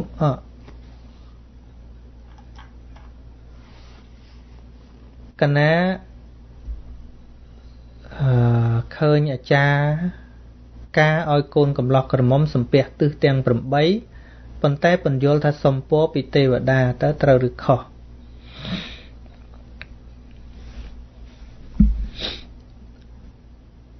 ត្រូវតាមទម្លាប់គាត់ប៉ុន្តែវាខុសពីច្បាប់ធម្មជាតិ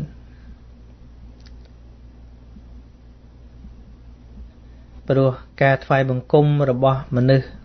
មានមិច្ឆាទិដ្ឋិហ្នឹងគឺដើម្បីសុំសុខប៉ុន្តែការគោរពទិសរបស់អ្នកយល់កម្មផលគឺការបង្កើតសុខដូចជា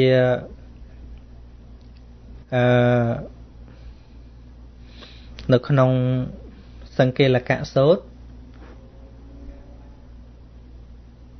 ក៏មានគេថ្វាយបង្គំទិសសុំសុខចឹងដែរប៉ុន្តែគ្រាន់អ្នកធ្វើហ្នឹងវាមិនយល់បំណងអញ្ចឹងជួនកាលអ្នកបង្កើតកម្មវិធីដំបូងហ្នឹងប្រហែលជាគាត់យល់ត្រូវប៉ុន្តែគ្រាន់តែថាអ្នកធ្វើតមកទៀតហ្នឹងវាបំលែងទៅវាខុសព្រោះការបញ្យល់ពីការពិតហ្នឹងវាអត់មានបង្អែមដួងចិត្ត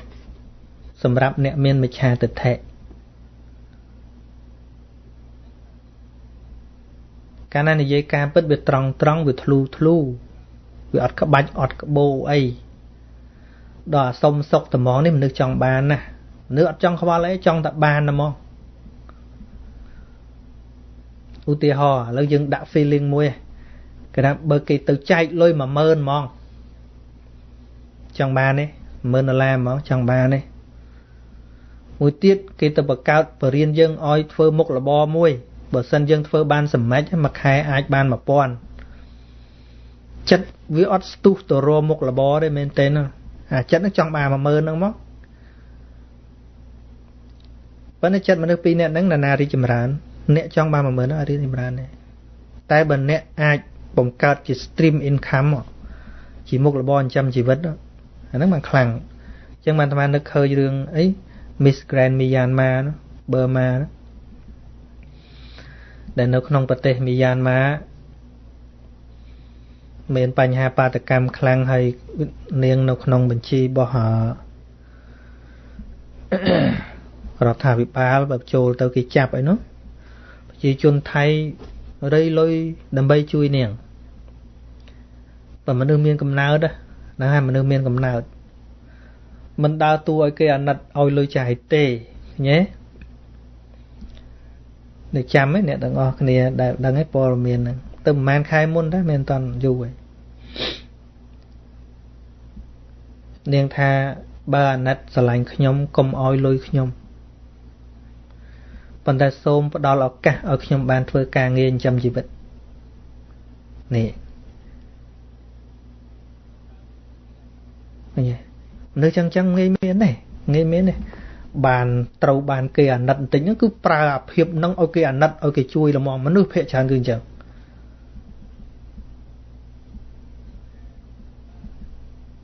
ហើយខ្មាំងាយសរសើរនៅតែមនុស្សចឹងមកសរសើរតិចទៅខ្ញុំចូលប្រទេសមិនបានទេឥឡូវគេជួយខ្ញុំប៉ុណ្ណេះឲ្យអាត្មាសរសើរថាមិនសើទេអត់កំណត់តែនាងនឹងតាំងពីនឹងមកអាត្មាសរសើរមិនដាច់ពីមាត់ឱកាសនាងត្រូវបានលុយច្រើននាងមិនយកណាសុំគេធ្វើការណាអាហ្នឹងមនុស្សមិនរៀនធម៌ប៉ុន្តែយល់តាមធម៌ពុទ្ធឯហ្នឹងមនុស្សយល់ពីលំអរបស់កម្មឃើញទេពុទ្ធអញ្ចឹងបរិញ្ញាមនុស្សឲ្យធ្វើការមិនមនុស្សបរិញ្ញាមនុស្សឲ្យបន់យកវផលហ្មងទេបរិញ្ញាកម្មហ្នឹងគឺបរិញ្ញាមនុស្សឲ្យធ្វើការពាក្យថាពុទ្ធបរិញ្ញាពីកម្មហ្នឹងគឺបរិញ្ញាមនុស្សឲ្យធ្វើការបរិញ្ញាមនុស្សឲ្យចេះធ្វើបង្កើតសេចក្តីសុខ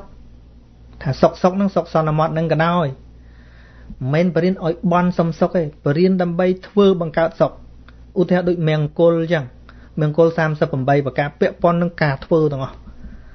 កាលណាធ្វើត្រូវមង្គលកើតធ្វើត្រូវមង្គលកើតធ្វើត្រូវមង្គលកើតណាសែបគប់ត្រូវមង្គលកើតប្រព្រឹត្តធម៌ត្រូវមង្គលកើត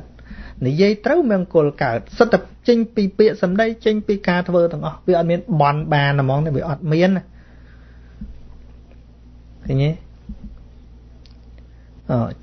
ជាបរោះនឹងសង្គ្រោះប្រពន្ធកូនមង្គលកើតមង្គលកើតនោះលោកមិនពីបានការស្រឡាញ់ពីប្រពន្ធបានស្រឡាញ់ពីកូននឹងផ្ដល់សុភមង្គលដល់ក្រុមគ្រួសារទៅជោគលុបអស់គ្នាហ្នឹង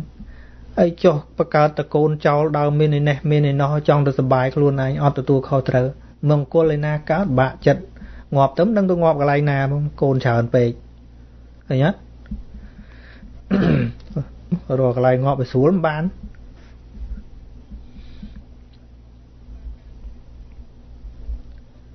ហ្នឹងទិសហ្នឹងក៏មានប្រពុតបរិញ្ញាដែរបើនិយាយពីទិសព្រះអង្គនិយាយឲ្យផ្សាយមេត្តាទៅវិញឃើញទេការផ្សាយមេត្តា10ទិសនោះឲ្យគេសុខវិញអត់មានសុំសុខពីគេទេមេគេប្រពុតប្រច្រាស់ពីតណ្ហាទាំងអស់គឺឲ្យមេគេប្រពុតគឺឲ្យហ្នឹងឧត្តរាយតិសាយសត្តាវេរិយហោតងគឺថាឲ្យគេសុខកុំឲ្យមានពីវេរិយនឹងគ្នាមិនឲ្យមានពីមួយយើងទេគឺគេកុំឲ្យមានពីឲ្យគេបានសុខអានេះហៅថាផ្សាយមេត្តាតែសម្រាប់យើងមានកិលេសប្រមូលមកវិញសុំសុខមកវិញទេវតាណាក៏ដោយត្រូវឲ្យសុខអញអញនេះមិនដែលចេះឲ្យសុខទេវតាទេអញ្ចឹងហើយមនុស្សបង្កើតតែរឿងឫសគល់នៃសេចក្តីទុក្ខហ្នឹងឃើញទេដល់ពូជសុខឲ្យគេឃើញទេពូជសុខឲ្យគេ នឹងហើយមនុស្សឲ្យសុខគេបានវាល្មិចថាមនុស្សវាមានសុខក្នុងចិត្តនឹងវាមានសុខបានឲ្យសុខគេកើតផ្សាយមេត្តាទៅគេមិនបានមនុស្សនឹងឲ្យមេត្តាគេកើតថាមកពីចិត្តនឹងវាត្រជាក់ចិត្តនឹងវាស្រួលចិត្តនឹងវាសុខបានចេះថាចង់ឲ្យគេសុខដែរហ្នឹងមិនទៅផ្សាយមេត្តាសុំសុខមកវិញមិនមែនទេកុំយល់ច្រឡំថាទៅសុំសុខពីហ្នឹងអត់ទេទិសឧត្តរទិសមកអនុទិសទិសបច្ឆិមាទិសបន្ទាប់មកឧត្តរាយតិសាយសត្តាបច្ឆិមាមកហើយអនុទិសមកអីហេដ្ឋិមាមកទិសខាងត្បូងមកហើយអនុទិសមកអីស្អីទៀតទិសអីខ្លះលេចចោតគ្រឿងច្បងហើយអនុទិសទូចនឹងទៀតមកហើយនឹងទិសខាងលើទិសខាងក្រោម10អាហ្នឹងនិយាយពីផ្សាយមេត្តាពុទ្ធបរិញ្ញាទៅពីរឿងផ្សាយមេត្តាទៅវិញអត់មានសុំសុខមកវិញទេបើក្នុងសង្កេលកៈសូត្រដែលអាត្មាប្រហើបមិញហ្នឹងនិយាយតែទិស6ឯងលេចកើតជើងត្បូងលើក្រោមគឺជាទិសដែលយើងត្រូវធ្វើម៉េចចំពោះពួកគេគឺផ្ដល់ឲ្យគេអីខ្លះអត់មានសុំមកវិញទេឃើញទេទិសខាងកើតទុកជាអីទុកជាមេត្តាបិតាកណ្ដតំណាងទិសខាងកើតសិនមានហេតុផលទេតើកូនត្រូវទំនុកម្រងមេត្តាបិតាដោយធម៌បានទិសខាងកើតទិសខាងត្បូងគ្រូអាចារ្យតើសិស្សក៏បីប្រតិបត្តិគ្រូយ៉ាងម៉េចចំពោះប្រតិបត្តិយ៉ាងម៉េចចំពោះគ្រូទិសខាងក្រោយកូនប្រពន្ធតើតួនាទីជាប្តីតួនាទីជាឪពុកនឹងគឺត្រូវមានតួនាទីការពារឃុំក្រងកូនប្រពន្ធមិនឃើញតួនាទីត្រូវធ្វើចំពោះគេទិសខាងជើងទុកស្មើនឹងមិត្តភ័ក្តិមិត្តអាមាត្យតើក្នុងនាមយើងជាមិត្តភ័ក្តិជាមិត្តរួមការងារហ្នឹងតើយើងក៏បីធ្វើល្អយ៉ាងម៉េចចំពោះគេអត់មានគិតថាត្រូវបានគេមកមិនវិញអត់ទេទិសខាងក្រោមអ្នកបំរើកលីកម្មកររបស់យើងតើយើងជាម្ចាស់ជា boss របស់គេហ្នឹងជា leader របស់គេហ្នឹងតើមានតួនាទីយ៉ាងណាក្នុងការដឹកនាំគេបានល្អទិសខាងលើសមណៈព្រាហ្មណ៍អ្នកមានសិលជាទីគោរពតើយើងគួរប្រតិបត្តិយ៉ាងម៉េចចំពោះអ្នកទាំងអស់នោះវាមានតែការផ្ដល់ឲ្យពុទ្ធបរិញ្ញាអញ្ចឹងអត់មានចង់បានពីគេមកវិញទេអត់ទេប៉ុន្តែពាក្យថាកម្មយល់ទេកម្មវាបង្កើតផលតែដាំត្រូវវាផលមកវិញមិនបាច់ដេកតន្ទឹងរងចាំតែដាំត្រូវវាផលមកវិញគោរពគ្រូអាចារ្យត្រូវគ្រូអាចារ្យបរិញ្ញាយើងក៏ល្អគោរពឪពុកម្ដាយត្រូវឪពុកម្ដាយក៏ស្រឡាញ់ទុកមរតកឲ្យថែរក្សាកូនប្រពន្ធល្អបានការគោរពស្រឡាញ់ពីកូនប្រពន្ធរាប់អានមិត្តភ័ក្តិជួយទុកតរៈមិត្តភ័ក្តិបានគេយកអាសាចាត់ចែងកូនកលីកម្មករដោយល្អផលវាចំណេញគោរពអ្នកមានមុនគុណធម៌ខ្ពស់បានស្ដាប់ឱវាទអានឹងផលវាមកអូតូម៉ាទិករបស់កម្មវាអញ្ចឹងប៉ុន្តែពុទ្ធបរិញ្ញាផលិតកម្មឯងអត់ឲ្យខឹមផលទេប៉ុន្តែកម្មវាមិនប្រះចាកហេតុផលវាមិនចាស់ប្រះចាកហេតុទេអញ្ចឹងបើមេគេពុទ្ធមានតែឲ្យអញ្ចឹងអត់សុំផងអញ្ចឹងមកខាងដើមវិញស្មានថាស្ដាប់មើលទៅតាំងពីកពូលមនុស្សដល់ចុងមនុស្សហ្នឹងឲ្យតែនៅសុំគ្មានយល់កម្មផលប្រប៉ិនក្បាលចៃទេមិនតិចយល់ផងកុំថាយល់ខ្លះអត់ទេឲ្យតែនៅសុំហើយនៅឲ្យហ្នឹងគ្មានយល់ទេហ្នឹងហើយថាយល់ខ្លះហ្នឹងឲ្យ credit ពេកផងមកថាមិនយល់ទេមកបើយល់ខ្លះលែងសុំលែងឲ្យពោឲ្យជីអញញ៉ៃហើយយើងចេះនិយាយគ្រប់គ្នាថាប៉ុនប្រែថាពេញប៉ុនសុំរហូតអ្នករៀនទេសនាដំបូងស្មានថាពាក្យហ្នឹងក៏ធម្មកថាសឹងមកប្រទេសហ្នឹងចេះទាំងអស់ទៀតពាក្យថាប៉ុនគឺជាភាសាសំស្ក្រឹតបាលីថាបញ្ញៈប្រែថាពេញប៉ុណ្ណឹងពេញហ្នឹងពេញស្អីណាពេញហ្នឹងគឺ opposite of លោភៈគឺវាប្រឆាំងជាមួយលោភៈអាខ្វះនោះបានជាចិត្តប៉ុនជាចិត្តពេញព្រោះជាចិត្តមិនត្រូវការជាចិត្តឲ្យជាចិត្តលះជាចិត្តពេញមិនមែនចិត្តលហេមលហាមទេបានប៉ុនប្រែថាពេញហ្នឹង គឺពេញដោយសេចក្តីសុខហ្នឹងព្រោះនៅក្នុងបុណ្យមានអីមានសទ្ធាមានសតិមានហិរិមានអតបៈអលោភៈអទោសៈឃើញទេតត្រមច្ឆតតាពេញដោយអាហ្នឹងពេញដោយពួក mental state ដែលល្អហ្នឹងចេតសិកល្អហ្នឹងពេញដោយអាហ្នឹងហើយចុះបើនៅតែសុំចេះពេញមកពីណាវាខ្វះធម្មតាតែខ្វះសុំហ្នឹងមិនអញ្ចឹងហើយថាបនប្រែថាពេញប៉ុនសុំរហូតឃើញវាត្រឡប់តលិនបាយបិណ្ឌជាបាយបាតទេមិនយល់ទេមិនមែនថាអ្នកទាំងអស់គ្នាមិនយល់ទេថាទិដ្ឋិហ្នឹងវាអត់យល់ទេតួមិច្ឆាទិដ្ឋិហ្នឹងវាមិនដែលយល់ទេកុំថាមនុស្សអត់យល់មិនថាមនុស្សអត់យល់មនុស្សណាមនុស្សសន្មតហ្នឹងគឺតួដែលមិនយល់ហ្នឹងគឺតួមិច្ឆាទិដ្ឋិហ្នឹងឯងមិនយល់ទេក្រឹកក្រែងពេញតរងបនហ្នឹងមិនយល់ទេអ្នកសុំជាងអាត្មាសរសេរថាអ្នកបន់មិនដែលយល់អ្នកយល់មិនដែលបន់អញ្ចឹងអ្នកយល់មិនដែលបន់អ្នកបន់មិនដែលយល់ប៉ុណ្ណឹងចុះម៉ោង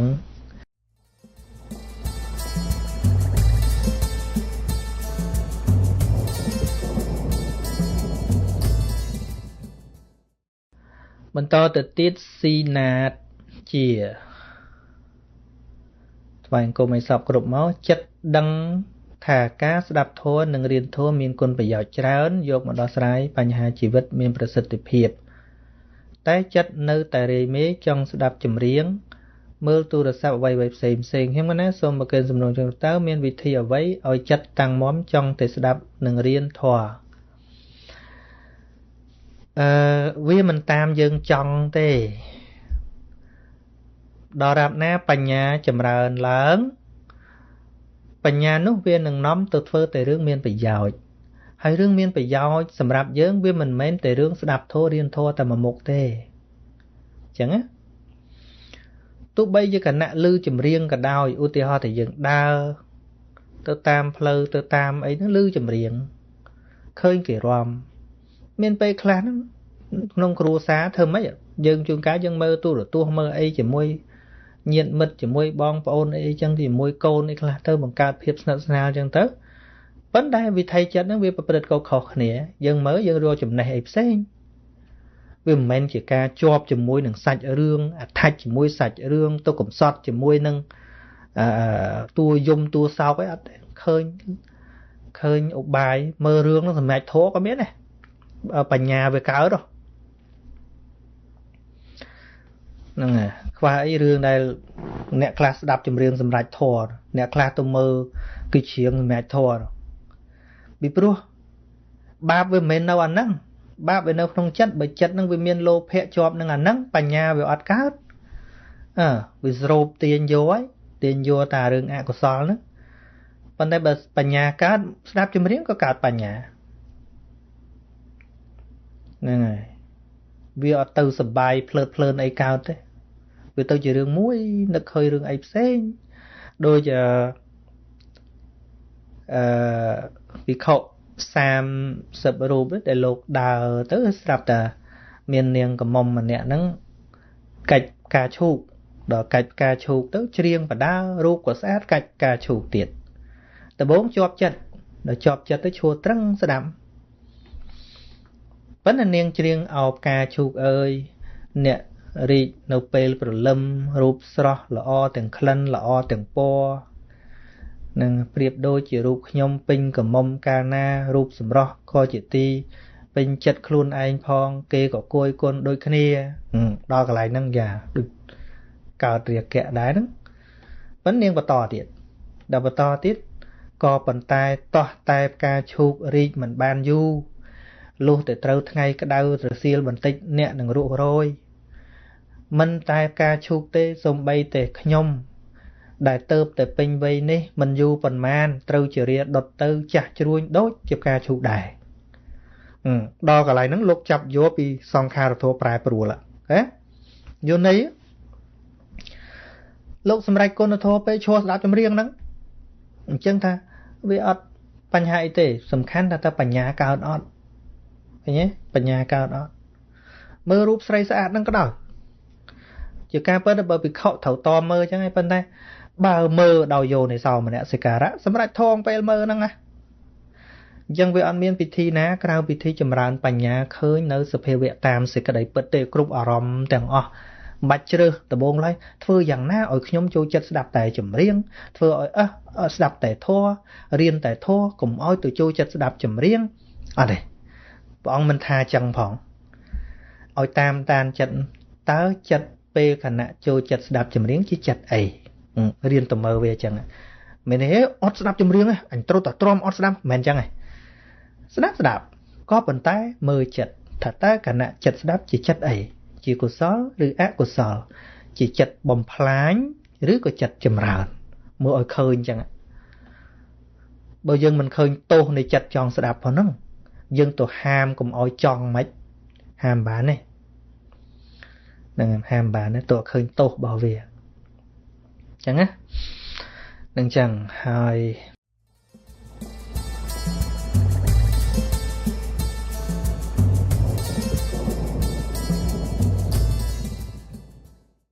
តទៀតយងរដ្ឋាអាចារ្យតូចសនមស្ការលោកម្ចាស់គ្រូលោកគ្រូម្ចាស់គណៈមានសំណួរសួរលោកគ្រូថាហេតុអ្វីបានជាសាសនាពុទ្ធនៅក្នុងប្រទេសឥណ្ឌាមានមិនដល់ 1% អញ្ចឹងអើយយើងនឹងក៏វិចិត្រដូចតែឥណ្ឌាអញ្ចឹងយើងថា 99% ឬក៏ 90% រាល់ថ្ងៃភាគច្រើននៅតែសបកទេតិចទៀតទៅអាសបកនោះវាអស់ទៅទៀតទៅភាគរយរាប់ឡើងបានដែរណាឥណ្ឌាមុនអស់អាក្លឹមពីមុនអញ្ចឹងដូចតែយើងអញ្ចឹងហ្នឹងហើយតិចស្មាមកអថាអូខ្មែរកាន់ពុទ្ធសាសនា 90% ជាងមកអទេទូងបានសបកទៅវត្តទៅសុំបោះខ្សែយន្តស្រោចទឹកអាហ្នឹងពុទ្ធសាសនាមែនទេមែនផង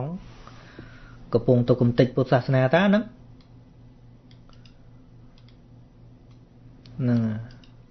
មានខុសអីពីពួកចែលពួកព្រាមចុះងូទឹកសង្គមគានោះប៉ុន្តែគាត់យកផ្លាក Buddhism យកមកដាក់ទៅហងៃដាក់ផ្លាកនិយាយរួមទៅដាក់ផ្លាកទេបើក្នុងមនុស្សយើងកាន់សិលច្រើនដូចទៅចំនួនមែនងាប់ហើយមានចោលមកពីណាសិល5ហ្នឹងមិនបាច់ដល់8មិនបាច់ដល់10អីយូរទៅវាពុកដល់សបកហ្នឹងទៀតទៅវាបាក់យើងគិតមិនដើមឈើដំបងវាពុកក្លឹមខាងក្នុងតែគុកពុកអាឫសគល់ខាងក្នុងហើយអាខាងក្រៅនៅប៉ុណ្ណាក៏ដោយដួលឡើងទាំងចំហថ្ងៃក្រោយពុទ្ធសាសនាដូចគ្នានៅឥណ្ឌាដូចគ្នាយើងបន្ទោសតែរឿងគេបៀតបៀនពីក្រៅប៉ុន្តែមែនទេវាខូចអាពីក្នុងវាអស់មានអ្នកសិក្សាត្រួតត្រងប្រតិបត្តិព្រោះពូជព្រាមពូជអីវាកើតនៅនឹងច្រើនពេកអារឿងបន់ស្រន់ហ្នឹងវាកើតនៅនឹងច្រើនពេកកម្លាំងពូជហ្នឹងវាខ្លាំង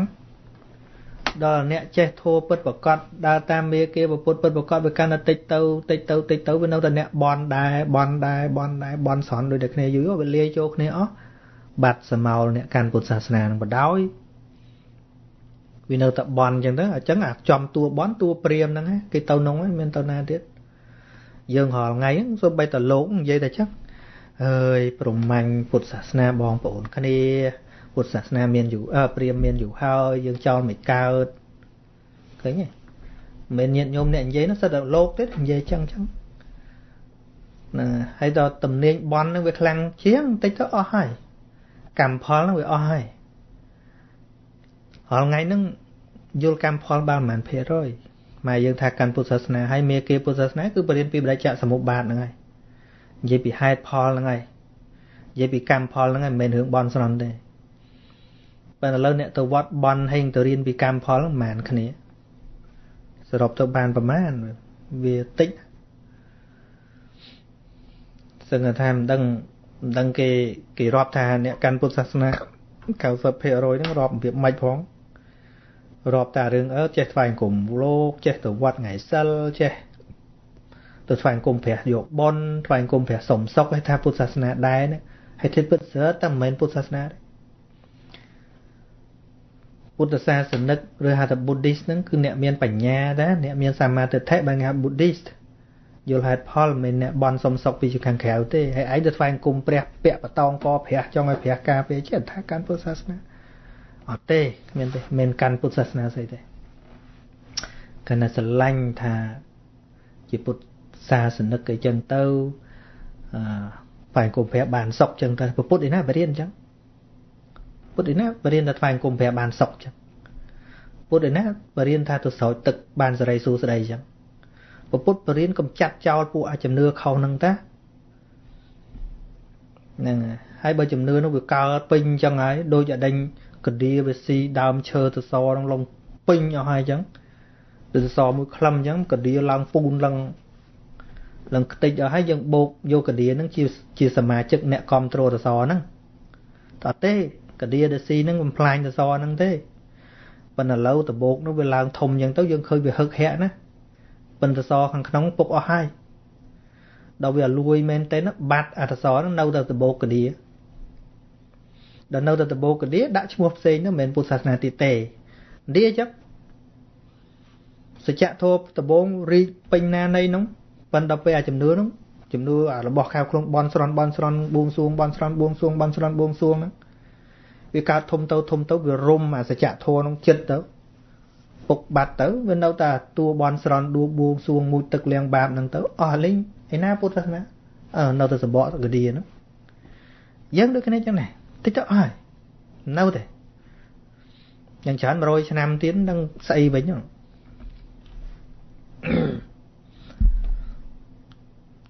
ទៅយើងអត់ទៅរៀនពីខ្លឹមរបស់ Buddhism ហ្នឹងយើងអត់រៀនពីហេតុផលមែនតើឃើញទេ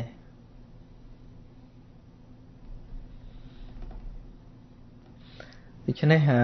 វាមិនចម្លែកទេដំបូងឡើយមុននឹងពុទ្ធសាសនាបាត់ណាជំនឿផ្ដេសផ្ដាស់វាកើត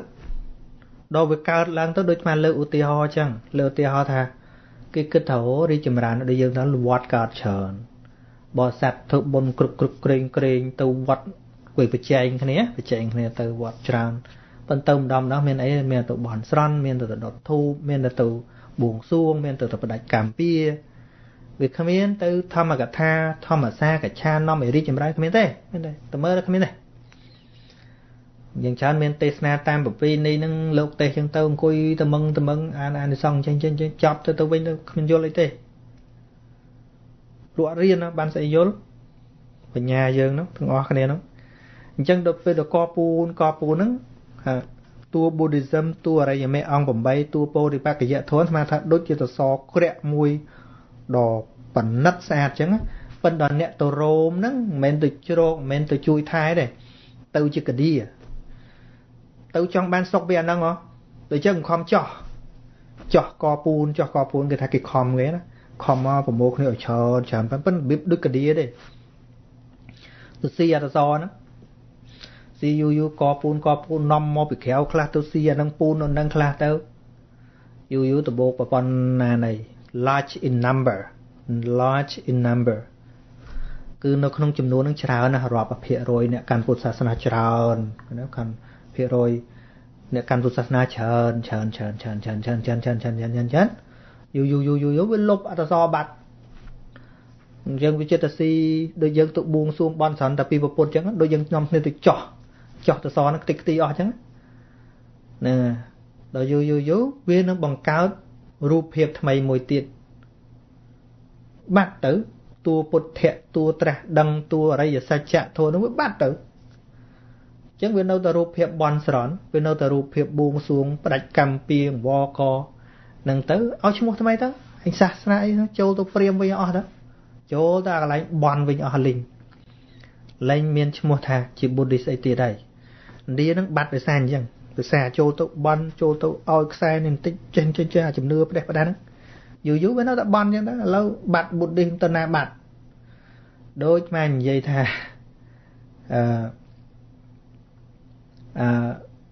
យើងរាល់ថ្ងៃម្នាក់គ្រប់គ្រងពុទ្ធសាសនាខ្ញុំខំគ្រប់គ្រងខ្ញុំខំណាស់ខំនោះអើយមិនខំរឿងអីអាត្មាជាចឹងថាខំរឿងអីណាខំរឿងអីអាខំឆ្លោះគ្នាតាមវត្តហ្នឹងក៏ចិត្តតែខំតែដើម្បីសាសនាដែរនេះហើយនឹងមេគាឆ្លោះគ្នាហ្នឹងពុទ្ធបរិញ្ញាឲ្យទៅឆ្លោះទៅដើមវត្តគ្នាអញ្ចឹងថាអត់ទេ ọt phong vẫn là vô quân dầm bạch là anh sẽ tự chui xả na chạy chạy chạy tích ở hai nhà nhảy bên nông thấy nhé chẳng Phật sát na về tích để xa là nẹt cắn nó đối Phật Brahma Kuru bảo ông tha chẳng sát na là tha cột ní rung rương đi chìm rán cả đòi bò để sạt nắng thói cả để xa bò để sạt nắng ai rung rương để xa mán miền Pram rương để ai rung rương để xa Pram Phật bò để sạt đạp sắc xa riêng sầu nơi vậy để Phật riêng màu men tu riêng pịa cha men tu riêng pịa lục ta men tu riêng pịa ná cứ riêng pịa Phật nè riêng pịa nè trạc đăng nè bên số là dây tôi qua rồi ngay tôi riêng pịa cha rồi tôi riêng pịa đã trạc đăng bỏ sạch họ ngày tôi riêng đã thô cái tay nó trẻ sột chờ nó năng trẻ thầm mến rất thô cái tay miếng ban riêng thô Phật thì nó ổn trẻ sốt mà ngày sốt một chọn phía chấn sẽ được thua cái tay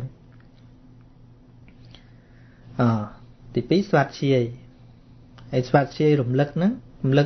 lực ở đây để bột bariên đó rồi dương số với ban số rụm lực bịa bột nông tôi tiết rụm lực ta bịa cha này nhé bịa cha bịa lục ta và cái tay nhúng thì bấy trô trung đo trô trung túc và can móm ta đừng chìm nửa phải phải đáng ọt trô trung ca bariên bao bột phải không thấy nhé chân mà đi chìm ran bao vì nè tị buôn cứ tiếng toát sừng kết bị nứt ở vị trí ba thằng na bịa và bột na men bịa và bột ở chỗ ba đó nè hay tị prem chỗ ba bật bật cọt hết pro để bạn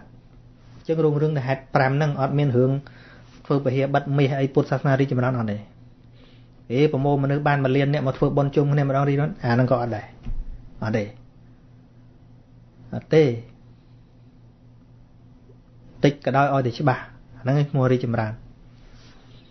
thì mối sặc xá đạp đôi cổ rúp smart xe đôi cổ rúp trô trung đôi cổ rúp sừng kết ắt tần này oi về chứ bà năng pro để bạn năng ri chìm ran hơi đo rạp na hãy đọc về vì nè tờ vĩnh mình sẽ đạp mình riêng việc của Phật á đo mình sẽ đạp mình riêng bạn sẽ dùng một smart chế cao tế ọt trô trung tục cao tế ọt ai cầm nọt thả na chỉ việc của Phật mình Phật cầm nọt ọt bán đo cầm nọt ọt bán pro để bạn ọt cao lê chứ nè lê chăng su việt nam này thôi lê thảo tê dương năng dương đã chán nè nó chán nè chả đôi là biếp cái đĩa từ pun rum từ so chứ nè dù với nâu từ cái đĩa năng tới bạt từ so đó thì chả thốn nó bạt đó họ ngay chẳng thấy nhá hay đập về cọt cà phê cọt men từ cà phê từ so nè cọt cà phê từ bọc cái đĩa cọt họ ngay là tham giấy bạc chấm nưa kho hạ chưa bắt đẹp đa sau từng đỏ cua hoa nhà nhai châu lao từ từ bọc cái đĩa nó còn nông theo cà phê đó nè còn men từ cà phê từ soi nè để so để đôi chỉ sẽ chạm thôi để bột bờ điên còn khmiên cột khai bắt sẽ bọc cả đi để sang đôi mình mới chạm được thế tại cột mình khai bắt à vay để bột bờ điên để họ ngày nữa nè chưa để đặt nông sản cung chứ họ ngày nữa cột hiên chlu đầm bay cà phê sẽ bọc cả đi tại cột mình hiên chlu đầm bay cà phê sẽ chạm thôi để đôi chỉ sẽ xó đỏ lọ nô tệ nè sốc chất kho mùi bột chứ anh mình kho mùi ở cha đi anh mình kho mùi đôn ta anh mình kho chỉ mùi nó chỉ nưa kho thế anh sốc chất kho mùi bột trong bột tha mình nó hướng bỏ bột tại anh thầu cà phê xây đã anh chọn phở anh nhé cà phê sẽ bột cái đĩa thì phật bật từ sòn ai chỉ cà phê nó cái đĩa mình bắt thế bùi cái đĩa nó về mình bắt từ sò rồi